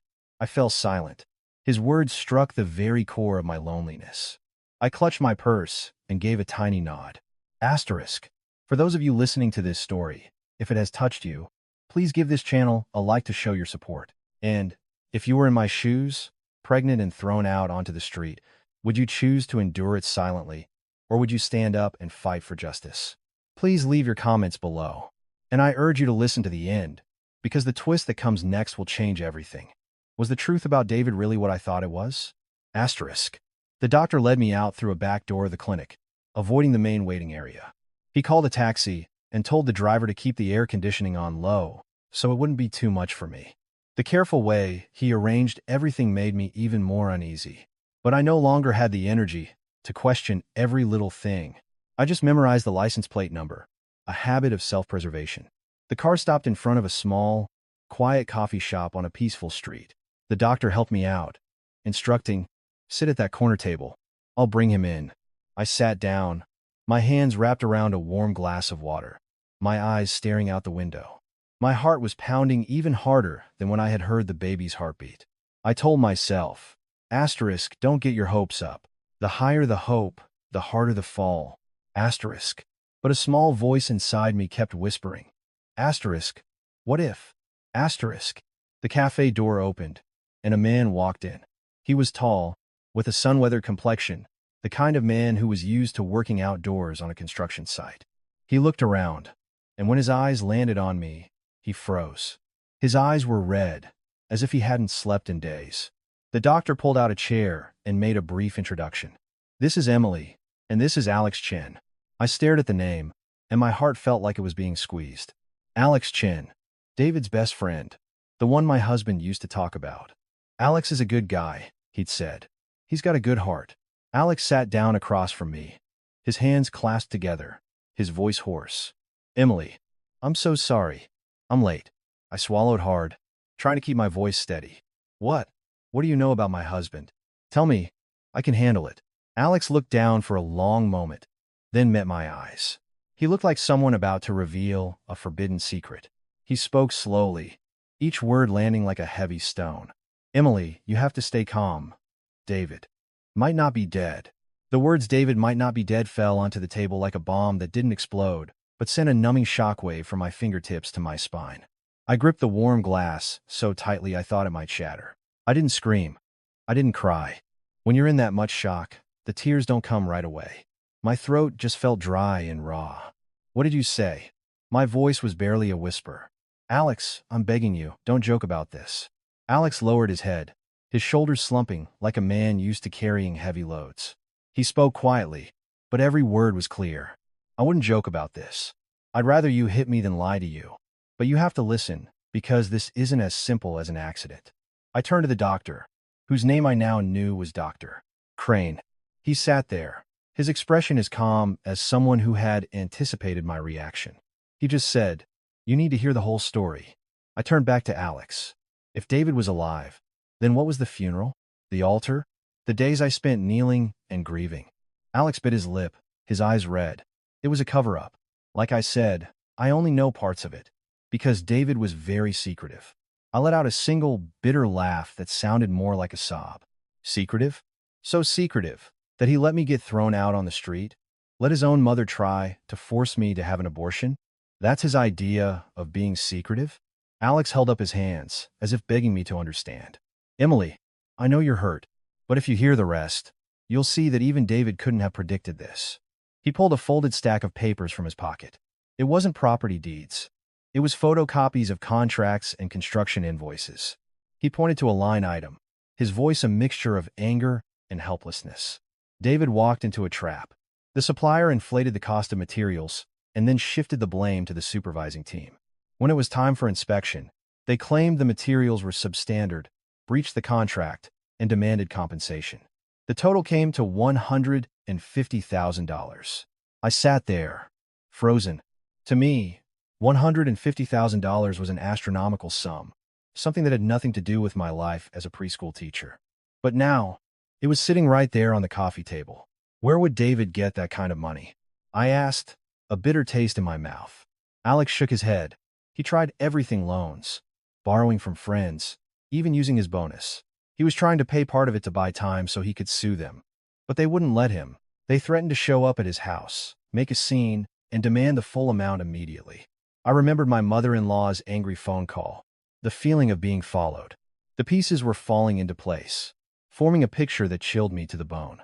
So the accident? I asked, my heart pounding like a drum. Was the accident real? Alex swallowed hard. There were irregularities. From the moment I heard the news, something felt wrong. First, the official confirmation came back way too fast. Second, a guy at the company whispered to me that someone had taken care of everything. Who would do that? And why so quickly? Then I heard that an unidentified body was brought in to complete the paperwork. I was dizzy. I covered my mouth, afraid I was going to be sick. I didn't want to believe it, but I couldn't dismiss it either. The old saying was true: where there's smoke, there's fire. I looked Alex straight in the eye. Alex, are you telling me the man we buried wasn't my husband? Alex was silent for a long time. That silence was like a slap in the face. Then, he gave a barely perceptible nod. I laughed again, a painful, broken sound this time. Then who was I mourning? Who was I praying for? Who did I hold a funeral for? I gripped the edge of the table. Where is David? Does he know I was kicked out? Alex glanced at Dr. Crane, as if asking for permission. Dr. Crane remained silent, just giving a slight nod. Alex continued, his voice dropping. Emily, David told me that I was only to tell you if you were pushed to the absolute limit. He was afraid the shock would affect the baby. He thought his mother would protect you. I looked up sharply. His mother? You mean Susan? Alex lowered his head, his voice thick with emotion. Yes. I pressed him, my politeness gone. She knew, and she still tried to make me get an abortion? She threw me out on the street? Alex didn't look at me, but his words were clear. She knew about the debt. She knew David had to disappear for a while. And she played a part in making things worse. My ears were ringing again, just like they had at the hospital.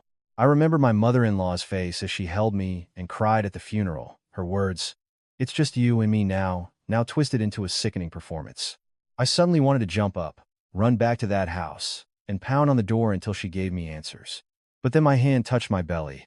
My child was still there, as fragile as a breath. I forced myself to stay seated. I lowered my voice, but it was trembling. Tell me exactly what she wanted. Alex took a deep breath. I can only tell you what I know. She was afraid the creditors would make a scene, and that it would affect her assets. And she resented you for being from a small town. She saw the baby as a tie that would bind David to you. She thought if you disappeared, everything would be easier to handle. I closed my eyes. Asterisk. Easier to handle. Asterisk. So my child and I were just problems to be handled. I opened my eyes and looked at Alex as if he were my last hope. And David? Did he really want to abandon us? Alex shook his head vehemently. No. David loves you so much. He was just trapped. He trusted his mother. You know how it is. People say a good mother raises a good son. But sometimes, the good is just for show. I couldn't speak. I felt like a part of me had just crumbled, while another part had hardened into stone. I was no longer the naive Emily Clark who had just arrived in the city. Alex pulled his chair closer and lowered his voice. Emily, you have to listen to me now. Don't go back to that house. Don't call her and make demands. You're pregnant. You're vulnerable. They want you to be silent. The bigger a scene you make, the more danger you'll be in. I gave a bitter laugh. I was silent, and I was thrown out on the street. Alex nodded, his face pained. I know, and that's why I have to give you this. He reached into his bag and pulled out an old, cracked smartphone, the kind people use as a backup. He placed it in my hand as if it were a fragile egg. This was David's. He hid it. I've been keeping it for him. There's something on here you need to hear. I stared at the phone for a long time, as if I were looking at the hand of someone who had vanished. I pressed the power button, and the screen lit up, showing a password prompt. I don't know the password, I said, my throat tight. Alex looked at me, his eyes full of sympathy. He once told me, if you couldn't open it, to try something related to you and the baby. I placed my hand on my belly and took a deep breath. One date immediately came to mind. The one the doctor at the hospital had given me, my due date. My fingers trembled as I typed in the numbers, my heart pounding, afraid of being wrong, of having my hopes dashed again. The screen unlocked. I froze, and then tears streamed down my face, too fast to wipe away. I wasn't crying from weakness, but because for a split second, I felt as if David were standing beside me, whispering, asterisk, I'm still thinking of you. Asterisk. On the screen were a few old app icons. Photos from construction sites, some notes, and a folder with a simple, one-word title, asterisk. Home, asterisk. I reached out to touch the folder, but my hand stopped, as if I were afraid that what I was about to see would change my life forever. I took a breath, tapped it open, and sat there, staring at the screen glowing in my palm, like a small light in the middle of the night. The phone screen glowed softly in my hand. The home folder opened to reveal a list of audio files, named simply by date. Some were labeled evening, some morning, others just a number. I looked at Alex, my throat dry. What are these? Alex replied quietly. He recorded their arguments, their important conversations. For his records, David was always like that. Cautious. I bit my lip. Asterisk, cautious. And he still walked into a trap. Asterisk, I put in the earbuds Alex handed me and pressed play on the first file. A faint static, and then David's voice, tired but calm. Mom, I already told you. I'll go away for a few months. I'll fix this, and then I'll come back. Emily's pregnant. I can't just leave her. Then came my mother-in-law's voice.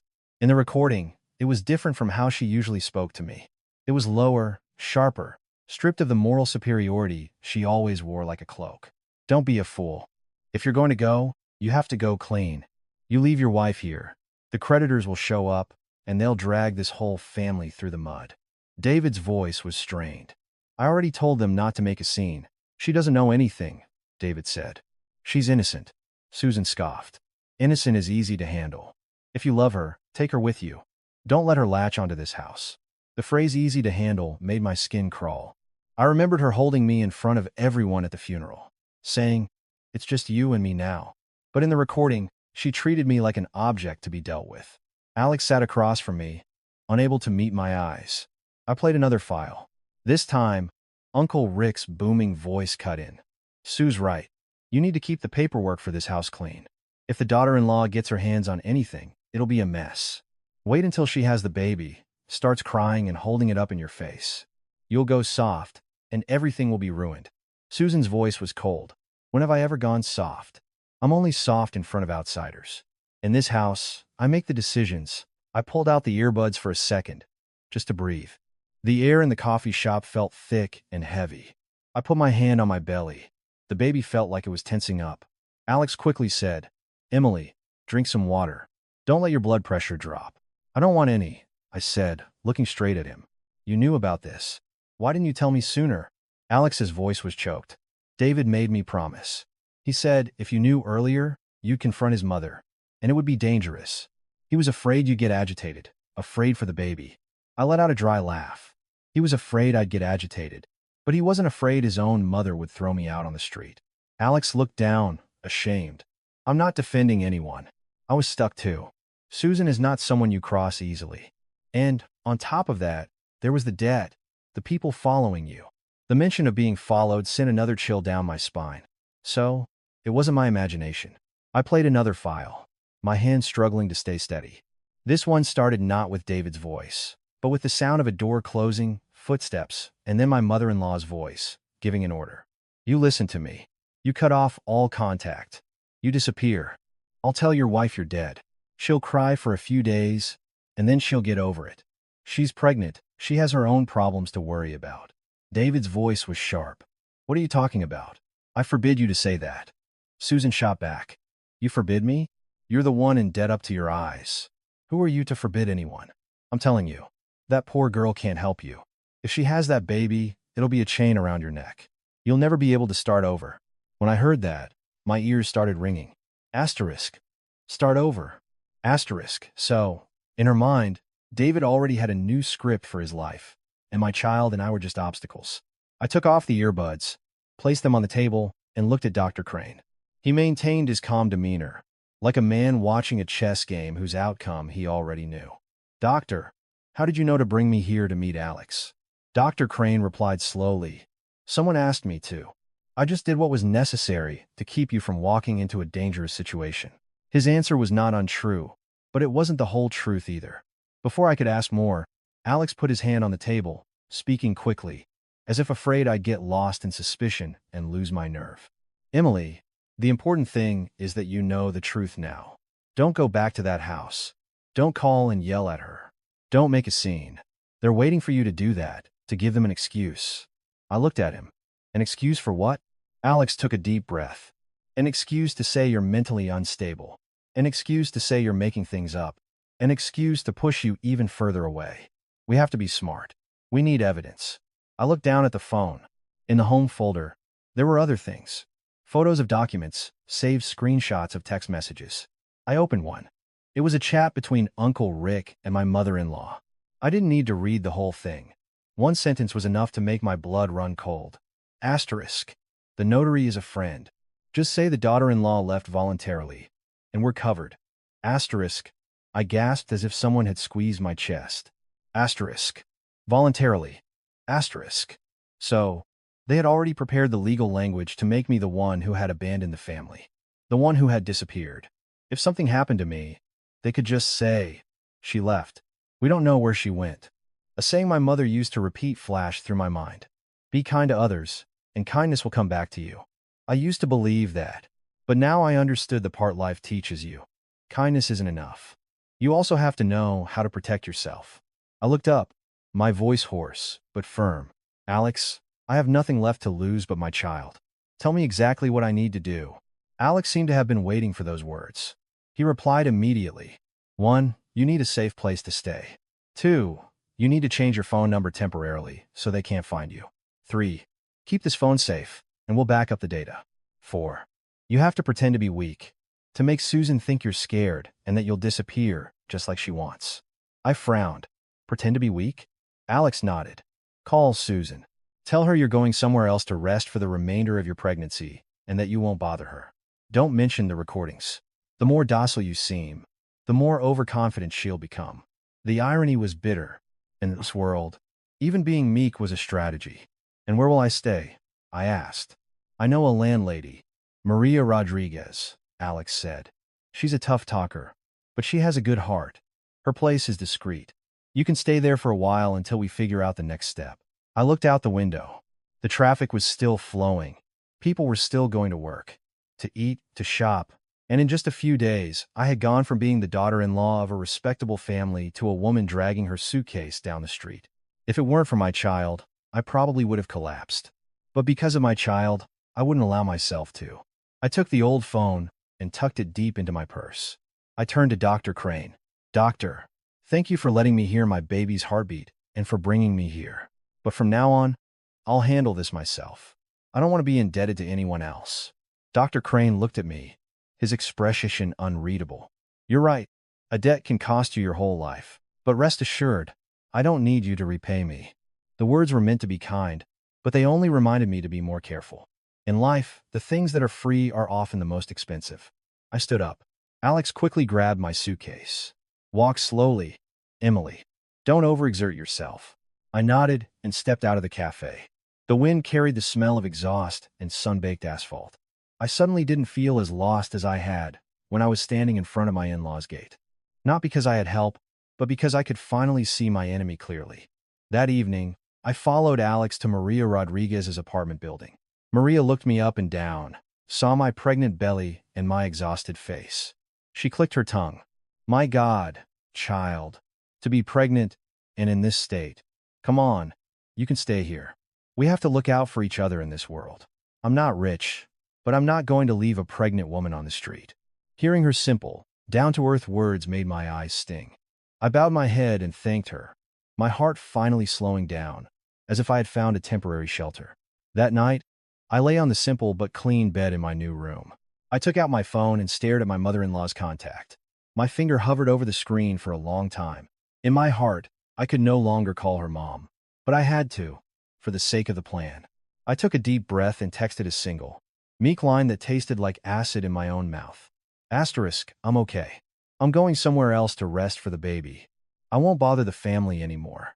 Asterisk. After sending it, I turned off the screen and placed my hand on my belly. The baby gave a gentle kick, as if in response. I whispered, just loud enough for myself to hear. Don't worry, little one. I don't need anyone's pity. I just need to be smart enough to keep anyone from hurting you. The quiet in Maria's apartment building was so profound I could hear the whir of the fan and the slow drip of a faucet in the hallway. But my mind was anything but quiet. I lay on my side, my hand on my belly, my eyes wide open. Every time I closed them, I saw Susan's face as she yelled, "Get out!" The envelope of money hitting the ground, the black iron gate swinging shut. Around 10 p.m., Maria knocked on my door with a bowl of hot chicken soup. Eat, child. It's a sin to go hungry when you're pregnant. You need your strength to do what's right, especially when you're a mother. I took the bowl, mumbled my thanks, and forced a smile. The warm steam from the soup helped me breathe a little easier. But after a few spoonfuls, my heart started pounding again, a reminder that my work wasn't done. I took out David's old phone and opened the home folder again. Alex had helped me back up some of it, but I needed to hear it for myself.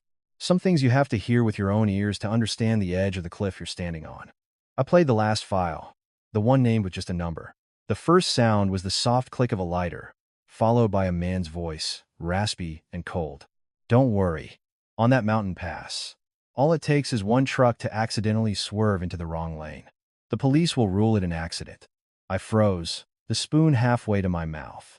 A moment later, my mother-in-law's voice came through, not loud or sharp, but so chilling it made the hair on my arms stand up. Good. Make it clean. Leave no traces. The man chuckled. No problem. Just make sure the money is transferred on time. Once it's done, we never had this conversation. The spoon fell from my hand, clattering on the floor. I didn't dare breathe. I stared at the wall, as if afraid it could hear my heart screaming. This wasn't a threat. This wasn't if you don't pay, we'll rough you up. This was the calm, calculated planning of a murder. I ripped the earbuds out, clutching my stomach, trying not to vomit. A bitter taste filled my mouth. An old saying flashed in my mind. What goes around, comes around. But how could evil sit calmly, drinking tea and ordering a hit as casually as ordering groceries? I called Alex immediately. My voice was shaking so much I had to bite my lip to keep it steady. Alex. I heard it. It wasn't just a setup. Someone arranged for a truck. My mother-in-law, she said, make it clean. The other end of the line was dead silent. Then, Alex took a sharp breath. Emily, calm down. Don't speak loudly. Are you in your room? Yes. Lock the door. Don't go outside alone. I'm coming over now. But I'll take the long way. I hung up and locked the deadbolt. I pulled the curtain shut and peered through a tiny gap. The alley outside looked normal, but in my eyes, every shadow was a threat. A little while later, Alex arrived. He knocked 3 soft taps, then said the code phrase we had agreed on. Maria asked me to bring the prenatal vitamins. I opened the door. Alex walked in, and when he saw my pale face, he frowned. You heard it, right? Did you save it? I handed him the phone and pointed to the audio file. After listening, Alex's face turned dark. He swore under his breath, then caught himself and looked at me apologetically. Sorry, Emily. I didn't mean to. I shook my head, my voice hoarse. Don't apologize. Just tell me what we do now. Alex sat down, rubbing his face like a man who hadn't slept in days. Then he spoke slowly and deliberately. First, this is a bombshell piece of evidence, but we can't use it to threaten Susan directly. Second, we have to get this to the police, but we have to do it the right way, so they can protect you. I swallowed hard. I'm scared that if we go to the police and they don't act fast enough, she'll find out I have this, and she'll silence me. Alex nodded. I'm scared of that too. That's why we don't go alone. We don't make an appointment. We find someone with authority who can handle this discreetly. I looked at him. Do you know someone like that? Alex hesitated for a moment. There's a detective, Mark Riley. He handled a case involving a construction site accident a while back. I met him once when we were dealing with some missing supplies. He's a solid, by-the-book guy. Hearing the word detective made my heart both tremble and leap with a sliver of hope. Even though I didn't know him, it felt like there was a path forward besides just suffering. But who am I to go to a detective? I asked, feeling small and powerless. Alex looked me straight in the eye. You're the victim's wife. You're the one with the evidence. You're a mother protecting her child. That's more than enough. I fell silent. I remembered what Maria had said. You need your strength to do what's right. My right was being a mother, and my strength had to be my clarity of mind. Alex continued. Remember that feeling of being followed? They might have been watching you for a while. Whatever we do now has to be clean. Don't use your old number anymore. And it's best to turn off your phone completely and leave it in your room. We'll use a burner phone to communicate. I looked at my smartphone and suddenly saw it as a homing beacon, telling them exactly where I was. I asked quietly, my mother-in-law? How could she go this far? Alex gave a sad smile. Greed blinds people. And besides, there's someone else behind this. The man in the recording. He doesn't sound like a regular debt collector. He sounds like a professional. A chill ran down my spine. This was escalating far beyond a family dispute. This had the smell of something much darker. I sat on the edge of the bed, rubbing my belly. My baby was still, but I knew that one wrong move could shatter that peace. I spoke slowly, forcing myself to become someone else. Alex, I'll cooperate. But you have to promise me that whatever happens, my child will be protected. Alex nodded firmly. I promise. He took out a pen and paper and wrote down a few concrete steps. Make another backup of the audio file onto a USB drive. Screenshot all the important text messages. Note the time and date of each file, and list the names of everyone involved. He made me memorize my address and room number, just in case. While Alex was writing, Maria must have overheard something from outside. She didn't ask questions, just stuck her head in the door. Have you two eaten? Don't you dare skip a meal. A pregnant woman can't go hungry. I looked at her, my throat tight. A stranger, showing more concern than family. I nodded. Yes, ma'am. I've eaten. Maria gave me a long, knowing look and said quietly, in this life, if you walk in the dark long enough, you're bound to see ghosts. But if you haven't done anything wrong, you have nothing to fear. You just keep that baby safe. The rest will sort itself out. Her words weren't a dismissal. They were the advice of someone who had seen enough of life to know how to navigate it without getting cut. That night, after Alex left, I didn't sleep. I sat with my back against the wall and listened to the recording one more time, to be certain. Every word make it clean was like a needle in my brain. I suddenly understood. My mother-in-law's words about appearances, about being the master of the house, weren't just cruelty. They were the declarations of someone willing to eliminate any obstacle, including people. I turned off the phone, hugged my belly, and took a deep breath. I was no longer asking for anyone's pity. All I had was my child, and a path I had to walk perfectly. I wiped my face, sat up straight, and whispered to myself, clear and firm, Emily, Clark, you can be scared, but you cannot panic. Don't let their evil drag you down with them. Early the next morning, Maria knocked on my door. She handed me a container of oatmeal and a warm glass of soy milk, her tone gruff but kind. Eat. It's a sin for a pregnant woman to skip a meal. Stop thinking so much you forget to eat. I took the food and thanked her. The warm, nutty smell of the oatmeal settled my stomach. I ate slowly, my eyes on the old phone tucked inside a cloth bag, a weight in my heart. Alex had arranged to meet me at the end of the alley at 7 a.m. He had given me specific instructions. Don't pack much, just my ID, a few loose-fitting outfits, my prenatal vitamins, and the most important thing, the USB drive with the recordings. He even told me to dress simply, wear a hat and a mask. Look like you're going to a prayer meeting, not like you're running for your life. The more you look like you're hiding, the more you stand out. The irony was a bitter pill. I wasn't running, I was trying to live. But now, even living required an act. I sent my mother-in-law one last, deceptively meek text, * going to a church retreat to pray for David and the baby. We'll be gone a few days. * I didn't wait for a reply. I turned off the phone. Every time I saw her name, I heard the words "make it clean," and my heart clenched. I pulled my small suitcase out of the room. Maria was leaning against her doorframe, watching me. She sighed. Take care of yourself on the road. If you get into trouble, you call me. I don't have power or influence, but I won't abandon you. I nodded, my eyes stinging. Thank you, Maria. I'm so grateful. I bowed my head deeply, a gesture of respect for the kindness of a stranger. At the end of the alley, Alex was waiting. He wore a baseball cap and a light jacket, his eyes scanning the street with the wariness of someone who had learned to be vigilant. When he saw me, he just gave a slight nod. Let's go. We took a lift to the bus station. Alex made sure I sat away from the window, shielding me, and kept asking if I felt dizzy. I sat silently, my hand on my belly, mentally repeating the doctor's advice. Breathe evenly. Eat small meals. Stay calm. The bus station was chaotic, full of people hauling luggage and calling out to each other. I stayed close to Alex, not daring to look anyone in the face for too long. It was a strange feeling, as if I were the one doing something wrong, when all I was doing was trying to protect my child. Alex bought tickets for a bus heading toward the hill country, where David's company had been working. He whispered, "Remember David used to talk about that secluded monastery up in the hills? He said whenever he felt overwhelmed, he liked to go there because it was so peaceful." I'm thinking, if he's alive and hiding, he'd go somewhere like that.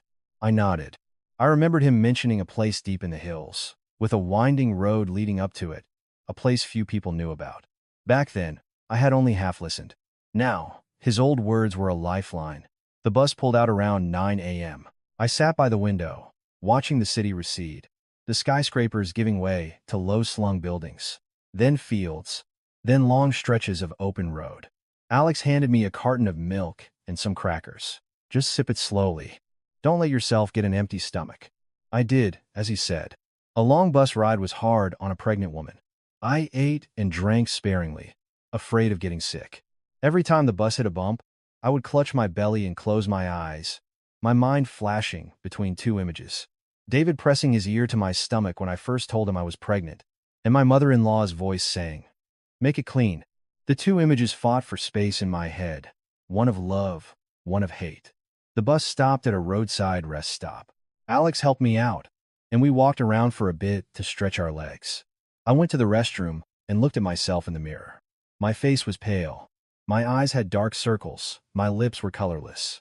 I told myself, Emily, don't be weak. Weakness is defeat, *. When I came out, I saw a man standing near the vending machines, wearing a black baseball cap, holding a phone. He wasn't looking directly at me, but his posture was eerily familiar. It was the same way the man who had followed me from my in-laws' house had stood. My heart leaped into my throat. I grabbed Alex's arm and whispered, "Alex, that man, he looks like the one who followed me before." Alex didn't turn around. He just gave a quick sideways glance and then pulled me along, his voice calm.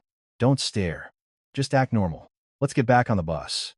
I followed his lead, walking quickly back to the bus. As I settled into my seat, I looked out the window. The man was still standing at the rest stop, but the motorcycle parked next to him had an out-of-state license plate. I wasn't sure if he was following us, but the feeling of being watched returned, sharp as a thorn. The bus started moving again, the road beginning to climb. The constant curves made me dizzy. Alex asked the driver if I could move to a seat with less motion. I leaned my head against the seat, listening to the engine roar, and my mind drifted to mountain passes and swerving trucks. The thought alone sent a chill down my spine. Late that afternoon, we got off in a small town at the foot of the mountains. Alex rented a room in a clean, modest motel. He chose a room on a quiet side of the building, with a window that looked out over an alley, giving us an escape route if needed. Hearing him explain his reasoning, I truly understood. My life was now one that required an escape plan. I had just set my suitcase down when my phone rang.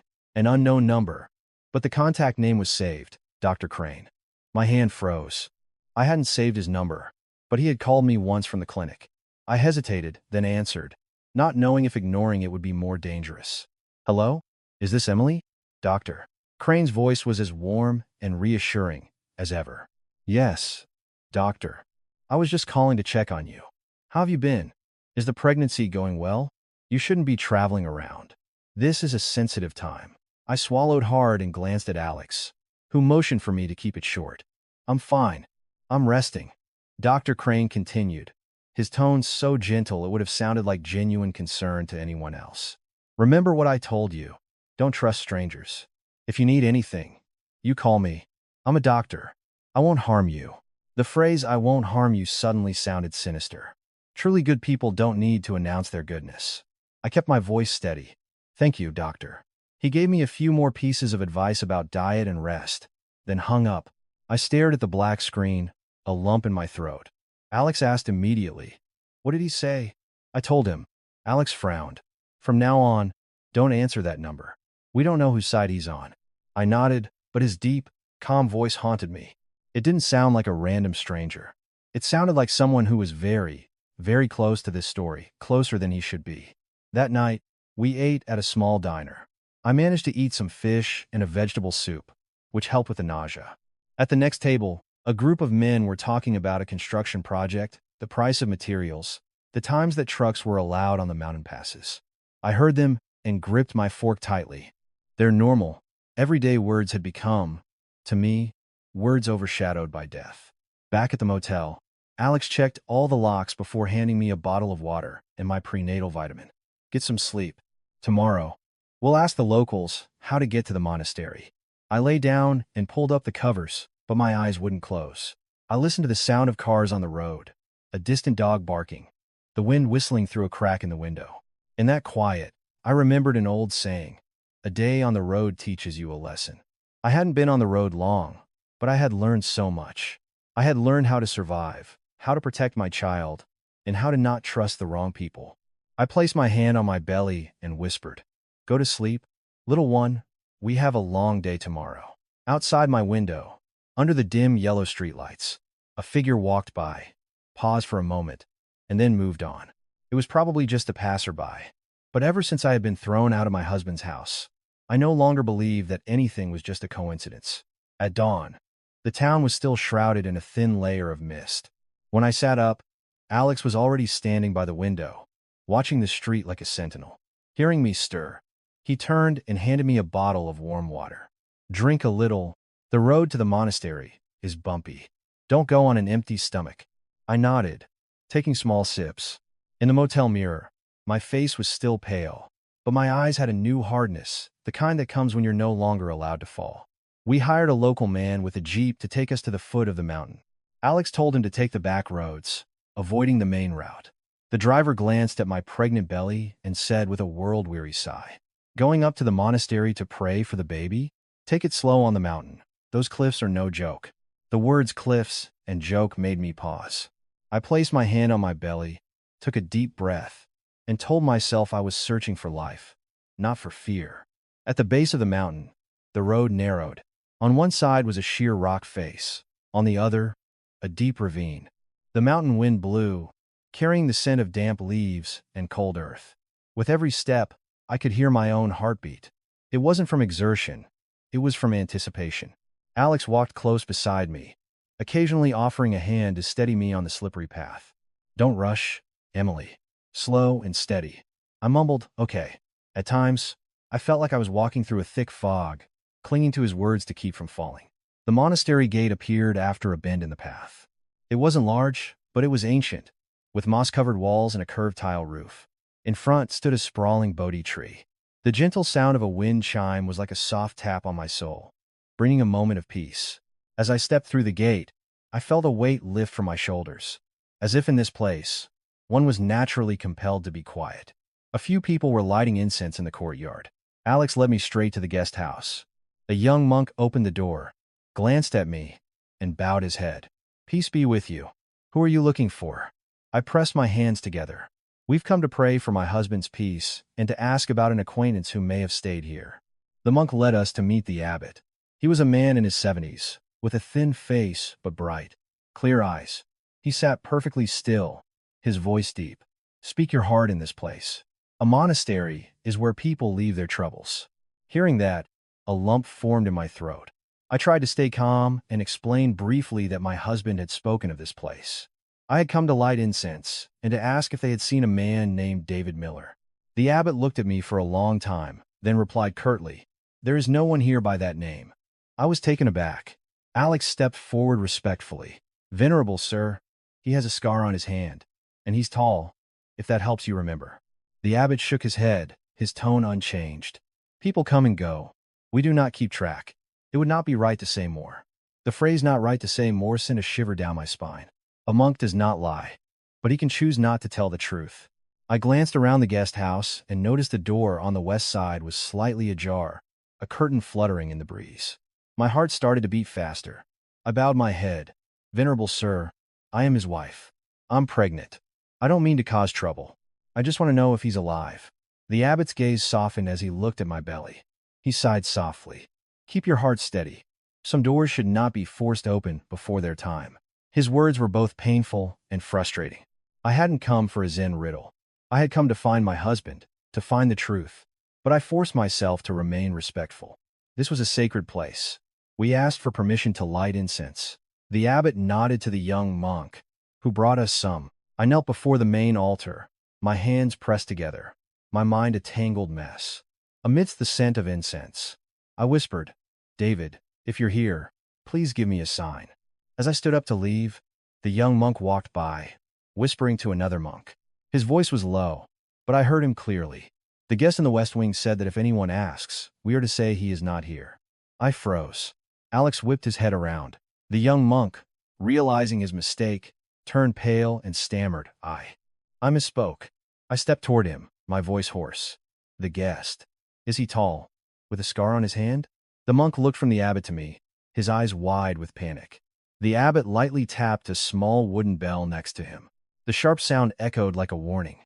The young monk immediately bowed his head and fell silent. Alex pulled me back, whispering, "Emily, don't push. The abbot might be protecting him."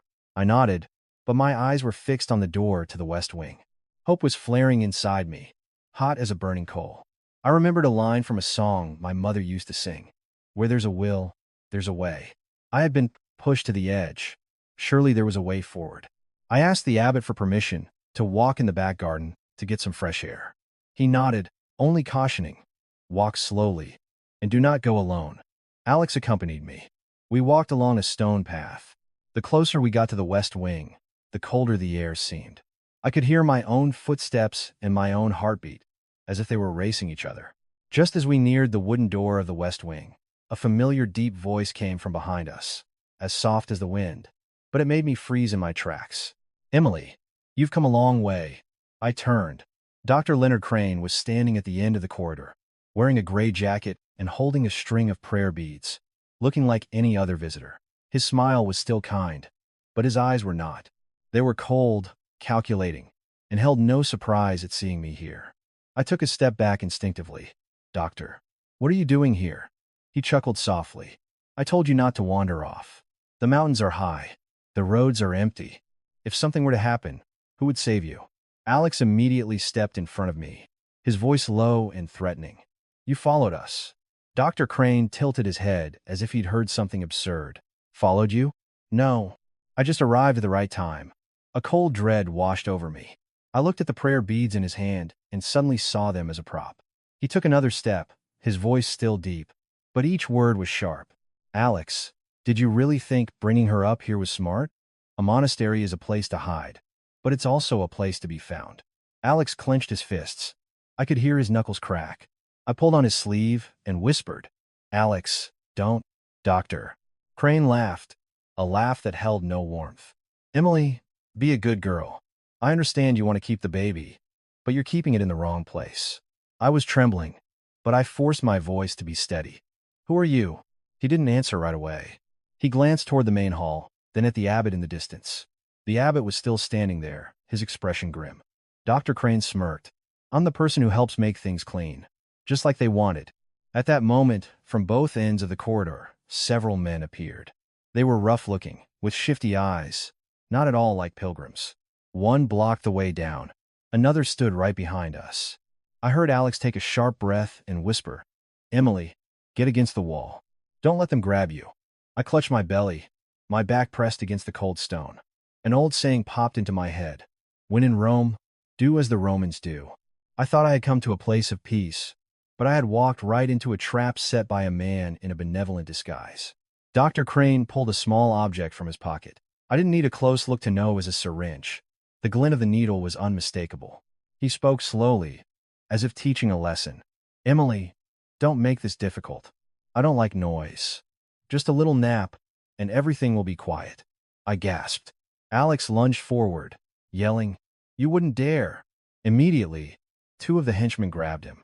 The sound of scuffling feet, fabric scraping against stone, and low growls filled the monastery corridor, a chilling sound in such a peaceful place. I wanted to scream, but my throat was closed tight. I could only clutch my belly, biting my lips so hard I tasted blood, trying not to fall. The abbot strode forward, his voice booming with authority. "This is a sacred place. What do you think you are doing?" Dr. Crane turned to him, still smiling, but his eyes were like knives. "You just stick to your prayers, old man. This is business. Stay out of it." The abbot stood his ground, his hand moving over his prayer beads, his voice as deep as a temple bell. "There is no separating business from morality here. To commit evil under the roof of this monastery is to insult the heavens." I looked at him, feeling both grateful and hopeless. The sanctity of this place might offer a moment's protection, but I was surrounded. I could hear Alex struggling, held fast. I could hear Dr. Crane's footsteps approaching, the faint scent of his cologne mixing with the incense to create a suffocating smell. I closed my eyes for a second, my hand tightening around the old phone in my pocket, clutching it like it was both my evidence and my last lifeline. I would not let myself fall here. Not because I was brave, but because my child had not yet had a chance to be born. I couldn't look at the syringe anymore. The glint of the needle was enough to make my stomach turn to ice. I pressed myself harder against the stone wall, my hands shielding my belly, forcing my breath to be even. Each breath felt like pulling on a thin thread that could snap at any moment. Dr. Crane took another step, his voice still soft, as if coaxing a child. "Emily, be good. I don't want you to feel any pain." The words were terrifying. The people who say they don't want to hurt you are often the ones about to inflict the most pain. Alex was still struggling, his face red, the veins in his neck bulging. He managed to yell, his voice hoarse, "Run, Emily." But run where? In front of me was a syringe, behind me a wall, and the only exit was blocked. I glanced at the abbot. He stood firm in the middle of the corridor, his eyes stern, his voice like a clarion call. "All of you, stop this at once. There are witnesses here. To do this is to invite terrible karma upon yourselves." Dr. Crane sneered. "You're talking to me about karma? I make a living off of what people fear." He nodded to one of his men, who lunged forward, his rough hand grabbing my wrist. I yanked back hard. A sharp pain shot through my abdomen. The fear was overwhelming, but something else rose even stronger. The instinct to protect my child. I didn't think. I just reacted. I bent down and bit the back of the hand that was holding me. As hard as I could, he yelped in pain and let go. In that split second, I used every ounce of strength I had left to turn and run toward the main hall. I couldn't run fast, but I moved like someone being chased by fire, one hand on my belly, my feet struggling for purchase. Dr. Crane hissed, his voice low but sharp. "Get her." The sound of footsteps pounded on the stone behind me. I was gasping for air, my throat burning. Ahead of me, the monastery courtyard opened up. A few people who were lighting incense turned in surprise. Just as I reached the steps of the main hall, the abbot strode forward, blocking the path. His arms outstretched like a gate. "Stop," he bellowed, his voice echoing. If you want to touch a pregnant woman here, you will have to go through me first. The henchman hesitated for a crucial second. In that second, I fumbled for the old phone in my pocket. My hands were shaking, but my mind was suddenly crystal clear. I remembered Alex's words. Asterisk. If you have evidence, use it. Asterisk. I navigated to the home folder and selected the recording with Dr. Crane's voice. I didn't use the earbuds this time. I turned the speaker on full volume for the entire courtyard to hear. A faint static, and then the raspy voice of the man from the recording filled the air. On that mountain pass, all it takes is one truck to accidentally swerve into the wrong lane. The people in the courtyard froze, some covering their mouths in shock. I looked straight at Dr. Crane. His face palled for just a fraction of a second, but it was enough. I had hit him where he was most vulnerable, in the open. He lunged to grab the phone, but the abbot struck his staff on the stone step. The sharp crack echoed ominously. Do not. But these men didn't fear spiritual warnings. One of them charged, but the abbot, though old, stood firm, blocking him. The man hesitated, because now the other visitors were gathering, some pulling out their phones to record, one yelling, "Hey, what's going on?" Dr. Crane's eyes narrowed. He ordered, his voice low, "Turn that thing off." I took a step back, holding the phone to my chest, the recording still playing. My hands were trembling, but I held on as if it were my child's life. My voice was hoarse, but defiant. "You wanted to make things clean, didn't you? Let's make it clean right here, in front of everyone." He cursed under his breath and then, in a sudden move, raised the syringe and lunged directly at me. My heart stopped. In that exact moment, a siren wailed from the monastery gate, tearing through the quiet air. I turned to see two police SUVs and a sedan screech to a halt. Officers in uniform poured out, one shouting, "Police! Everybody freeze!" The henchmen panicked. One tried to run, another tried to climb a wall. Dr. Crane froze for a second, his face ashen, then quickly tried to retreat, but the abbot was blocking the corridor. The old man just looked at him and said softly, "The path of evil is always short." As Dr. Crane tried to slip past, an officer grabbed him, twisting his arm behind his back. The syringe fell to the stone ground, its needle glinting for a moment before going dull. I stood there, petrified, my legs giving out from under me. I collapsed onto the steps. The abbot came over and put a hand on my shoulder. "Breathe slowly, child. Don't let the fear harm the baby." I tried to breathe, but tears streamed down my face. Not of sorrow this time, but of relief. Alex was released, his shirt torn, a bruise already forming on his cheek. He rushed to my side, kneeling. "Emily, are you okay? The baby?" I nodded frantically, unable to speak. I just grabbed his hand and held on tight, as if letting go would plunge me back into the nightmare. A man in plain clothes approached, his build lean, his eyes sharp. His voice was clear and commanding. "I'm Detective Mark Riley. Which one of you is Emily Clark?" I looked up. Alex whispered, "That's him. The one I told you about. Stay calm." I tried to sit up straight, my voice trembling. "That's me." Detective Riley looked at me, then at the phone in my hand. He spoke with a directness that was both firm and protective. "We heard the recording you were playing. I need you to give me that device and tell me where you got it." I handed him the phone, my hand still shaking. I had nothing left to hide, and I didn't want to. I got straight to the point. "This is my husband's phone, David Miller. It has recordings related to his accident on the mountain pass. The woman's voice on there is my mother-in-law." Detective Riley didn't react with surprise. He just nodded, as if he already had some of the pieces. He gestured to his officers. "Secure the scene. Get witness statements from the abbot and the visitors." He then turned back to me, his voice softer. "You and your unborn child will be taken for a medical evaluation immediately. From now on, you are not to go anywhere alone. We will provide protection." Hearing the word protection made my whole body go limp, as if a great weight had finally been lifted. But then, another fear surfaced. I grabbed his arm, speaking quickly. "My mother-in-law. I'm afraid she'll do something desperate if she finds out." Detective Riley looked me straight in the eye. "Ma'am, now that you have filed a report and provided evidence, any threat against you will be treated as a very serious aggravating factor. Your job is to cooperate and stay safe." I nodded, tears falling onto my hand. In that moment, I understood a harsh truth. People can use love and family to destroy you, but you can use the law to stand back up. An ambulance was called. Before I got in, I looked back at the monastery courtyard. The incense still smelled sweet. The afternoon bell was ringing. The abbot stood on the steps, his hands pressed together. You have passed through the storm, child. Remember to keep your heart clear. Do not let hatred blind you. I bowed my head. Yes, Venerable Seer. I will remember.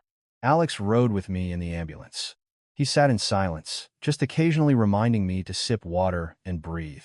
I looked out the window as the mountains receded. One thought was perfectly clear in my mind. They wanted to make everything clean, but this time, my child and I would not be the one swept away. I was taken to the local clinic as dusk fell. A doctor checked my blood pressure and listened to the baby's heartbeat, telling me that, luckily, the baby seemed unaffected. As I lay on the examination bed, my hand never left my belly, as if letting go would make everything crumble again. Alex waited outside, his bruised face a testament to the day's events. A young nurse brought me a glass of juice. You should drink this, ma'am. It's not good for a pregnant woman's blood sugar to drop. I took it and sipped, but my throat still tasted of bitterness, the bitterness of fear, and the dawning realization that if that siren hadn't sounded, my child and I might have vanished from the face of the earth. About half an hour later, Detective Mark Riley walked in, accompanied by a female officer who was taking notes. He didn't waste time on pleasantries.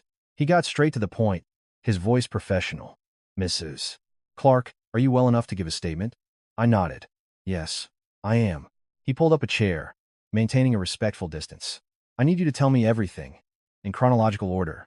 Dates, times, who said what, who did what. Just the facts. Don't embellish. I took a deep breath and began. I told him everything. From the day David left for the hill country in early July 2025, to the pre-dawn phone call, the bizarre funeral, my mother-in-law confiscating my keys, Uncle Rick's obsession with paperwork, and the day I was thrown out with $10,000 and the address of a clinic. I described being followed, the anonymous text message, meeting Alex, and the old phone with the home folder. When I got to the part about my mother-in-law's voice on the recording, make it clean, my throat seized up, and I had to pause for a few seconds before I could continue. The female officer handed me a tissue. Detective Riley just nodded, his eyes growing sharper. You are certain the female voice on that recording is your mother-in-law, Susan Miller? My answer was firm, because this was one thing I could not be wrong about. Yes, I lived with her. I heard her voice every single day. There is no mistake. And the man, Leonard Crane, you met him at his clinic? I looked him in the eye. Yes. He introduced himself as a doctor. But today, I understood. He wasn't there to help me. He was there to lead me into a trap. Detective Riley made a few quick notes. Do you have any other evidence besides your husband's phone? Alex has a backup on a USB drive. I said, and I have the anonymous text message that warned me. I'm not trying to add anything to the story. I'm just telling you what happened. He nodded, his tone even. We will extract the data, run a voice analysis, trace the phone numbers, and check travel records. Your job now is to stay safe and cooperate. Hearing the word safe again, I realized my shoulders were shaking. There's an old saying, you can't build a house without a foundation. All I wanted now was a little solid ground to stand on. After I signed the statement, I was taken to a secure room at a local motel used by law enforcement. An officer was posted outside my door. Alex brought me a bag of food, a container of chicken soup, and a banana. He spoke in a low, hoarse voice. You eat, Emily. You surviving is you winning. You hear me? I looked at him and wanted to smile, but couldn't. I just said, you need to get that bruise looked at. Don't be so tough. He just nodded and turned away quickly, as if he didn't want me to see his eyes watering. I slept for a short while that night, but was woken before dawn by a soft knock. It was the female officer from the night before. Mrs. Clark, Detective Riley needs to see you. I put on a robe and stepped out. The detective was standing in the hallway, his face grim, but his eyes held a different kind of intensity, not cold, but cautious. Can you come with us to the county hospital? My heart pounded. Is something wrong? He spoke each word clearly. The hospital has a John Doe who was admitted after falling from a cliff over 2 weeks ago. He has temporary amnesia and a scar on his left wrist. The doctors say his physical description and age are a close match to your husband's. I froze. The world went silent, except for the frantic drumming of my heart. I clutched my robe, my voice a stranger's. Are you sure? Detective Riley shook his head. We're not sure. That's why we need you to make an identification. But you need to prepare yourself. It could be him, or it could not. I nodded over and over. I didn't dare feel joy. The fall from joy to disappointment would be too great. But my legs were shaking uncontrollably. The car ride to the hospital was a blur. The familiar smell of antiseptic reminded me of the day I had fainted. But this time, I didn't fall. I walked slowly, my hand on my belly, whispering to myself, "Stay strong. Emily, your baby needs you to be strong." A doctor led us to a room at the end of a corridor. Two plainclothes officers stood guard outside. Detective Riley knocked and went in first. I followed, my heart about to burst from my chest. On the bed lay a man, much thinner than I remembered, his hair cut short, his arm in a cast. He was looking out the window. When he heard us enter, he turned his head. I saw his face, that nose, that jawline. A face I had touched and looked at every day. But it was gaunt, pale, and his eyes. His eyes were strange. They were the eyes of a man, looking at a complete stranger. I stood there, my lips trembling.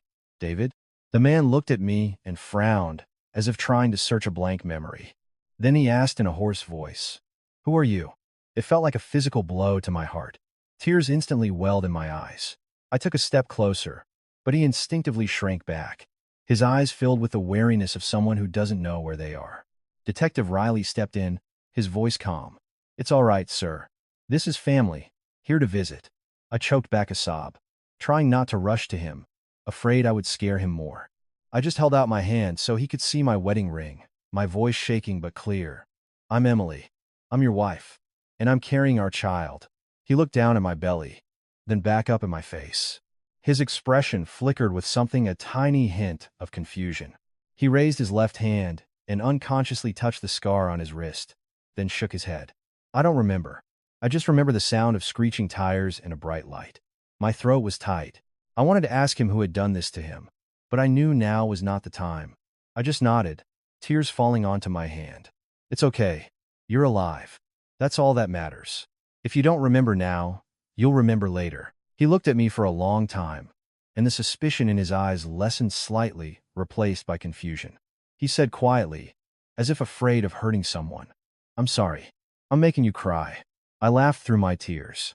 This man, even with his memory gone, was still the same gentle David. I shook my head. "Don't be sorry. You just rest. I'm here now." Detective Riley gave me a small nod of approval. He spoke briefly with the doctor about the patient's condition, security protocols, and limiting visitors. I sat down in a chair next to the bed, keeping a comfortable distance so he wouldn't feel crowded. I started talking about small things, about the children in my preschool class, about how he used to love my pot roast, about how he always used to tell me not to worry. I didn't mention his mother or the recordings. I just wanted to tether him back to the world with warmth. He didn't remember, but he listened. Sometimes he would close his eyes, as if trying to see what I was describing. When I stood up to get some water, he suddenly asked in a low voice, "Is Emily your real name?" I turned back, my heart aching but warm. "Yes. My husband gave me the nickname Emmy. He used to say it sounded cheerful and strong." He looked at me again, and this time, his eyes weren't entirely those of a stranger. It was as if a door had cracked open, just a little. I sat back down, placed my hand on my belly, and breathed. Outside, the hospital was noisy, but in this room, for the first time since being thrown out of my home, I had something solid to hold on to. David was alive, even if his memory wasn't back. I had my husband, the father of my child, and a chance to rebuild our lives on a foundation of truth. I sat by David's bedside for a while longer before the doctor insisted I get some rest. Detective Riley arranged for me to stay in a guest suite at the hospital, with an officer posted for my protection. He was direct. "Emily, from this point forward, you and your unborn child are key witnesses. Do not attempt to contact your in-laws. We will handle it." I nodded. I knew I couldn't afford to be guided by emotion anymore. Emotion was what had gotten me thrown out on the street. This time, I had to be guided by reason. The following days unfolded with the cold, procedural clarity of an investigation. On August 18, 2025, the police took my second official statement, cross-referencing it with the data extracted from David's old phone. Alex handed over the USB backup. My landlady, Maria, was also called in to confirm when I had arrived at her place, my physical state, and the strange text messages. She spoke her mind, her words blunt but true. I don't know who's right or wrong in that family. All I know is that poor girl showed up on my doorstep, pregnant and pale as a ghost. People can be cruel, but God is watching. Her words made my eyes sting, but I couldn't rely on God. I was relying on evidence and the law. Leonard Crane and his men were held in custody following the incident at the monastery. At first, Crane denied everything, claiming he was just trying to scare me into giving him the phone. But when faced with the voice analysis, his location data, the syringe, and multiple witness testimonies, his story fell apart. Detective Riley had only needed to say one thing: don't think that a white coat makes you clean. My mother-in-law, Susan Miller, was brought in for questioning after a search of her house, uncovered financial records detailing several unusual money transfers. Uncle Rick was picked up shortly after. I wasn't there to see them being taken away, but just imagining it sent a chill through me. I had once called her mom. I had endured her cruelty, thinking that patience would lead to peace. I had learned the hard way that if you endure too much, people start to think you can't feel pain. Life is strange. Sometimes, to find peace, you first have to drag yourself out of a war. David was in the hospital for over a month. His memory was like a tangled tape, moments of clarity followed by long stretches of confusion. I never pushed him. Every day, I would tell him a little more about our life, about how we met in late 2023, how he used to drive all the way to my small town just for a slice of my favorite pecan pie, saying, "Country food is the best." I told him about our wedding day in May 2025, how I wore a pale pink dress, and how his hands were shaking when he held the bouquet. I spoke to him as if I were soothing a child, because I knew that sometimes memory has to be coaxed back with peace, not force. One night in mid-November 2025, David suddenly sat bolt upright in bed, clutching his head, his face pale. He was gasping. The pass. The headlights. A truck. It was pushing us. I held his shoulders, trying to calm him. Detective Riley, who was on duty outside, was called in. David's words were fragmented, but they were enough to piece the picture together. Before he had started up the mountain pass, he had received an anonymous text. Turn back. He had been suspicious, but had dismissed it, thinking no one would go to such extremes over a business dispute. Then, the truck had swerved, forcing him off the road. He hadn't died, but he had been trapped, barely managing to crawl out before he collapsed. The person who found him wasn't from his company. It was a passing motorist who called 911. David looked at me then, as if a painful memory had just surfaced. Emily. Mom. Did she protect you? My throat tightened. I wanted to say no, but I couldn't bring myself to stab him with that truth while he was so fragile. I just held his hand and said something that was both true and gentle. I'm safe, and the baby is safe, because you woke up in time. The rest? We'll let the law handle it. On May 5, 2026, the trial began. I walked into the courtroom, my belly large and round, my hands trembling but my back straight. In the defendant's box, Leonard Crane gave me a cold, hard stare. My mother-in-law sat behind him, her face stripped of makeup, her hair pulled back severely, her eyes sunken. Uncle Rick just stared at the floor, all his former bluster gone. When the court clerk played the recording of the truck and the accident, the entire room fell silent. Hearing Susan's voice again, "Make it clean," felt like claws scraping at my heart. But this time, I didn't falter. I placed a hand on my belly, telling myself, my child needs to see their mother standing tall. David was brought in to testify as the victim. He was still thin, but his eyes were clear. When the prosecutor questioned him, his answers were more coherent than I could have hoped. He looked at the defendants and said, his voice steady, "I'm not asking for mercy for any of them. I'm asking the court to protect my wife and my child, because they tried to take all three of our lives." His words made me break down in tears. Tears of vindication, and tears because my husband was finally, truly, standing with me. The sentences were harsh. Crane and his accomplices were convicted for a range of charges, from conspiracy to assault. My mother-in-law and Uncle Rick were also held accountable for their roles as accessories. I don't need to recall the exact years. I just remember the sound of the judge's gavel, a sharp, final crack that felt like a great stone being lifted from my chest. As I left the courthouse, I didn't look back. I felt no need to curse them. I just thought. They sowed the wind, and now they were reaping the whirlwind. In early February 2027, I went into labor. The contraction started suddenly in the middle of the night, as if life had one last joke to play on me. I was both scared and amused. After all the turmoil, the thing that made me cry the most was the pain of childbirth. David held my hand, his eyes red. Hang in there. Emmy, I'm right here. I remember. I remember everything. Through a contraction, I managed to laugh through my tears. Good that you remember. Because if you ever forget again, I'm going to yell at you. He nodded frantically, a nod full of regret and a love that was bone deep. Our son was born healthy, his cry thin but strong, a declaration to the world that his mother had kept him safe. David held him, his hands shaking just as they had on the day I showed him the pregnancy test. He could only manage one choked sentence. I'm so sorry I left you two alone. I looked at my husband and my son, at the love that was now clear in David's eyes.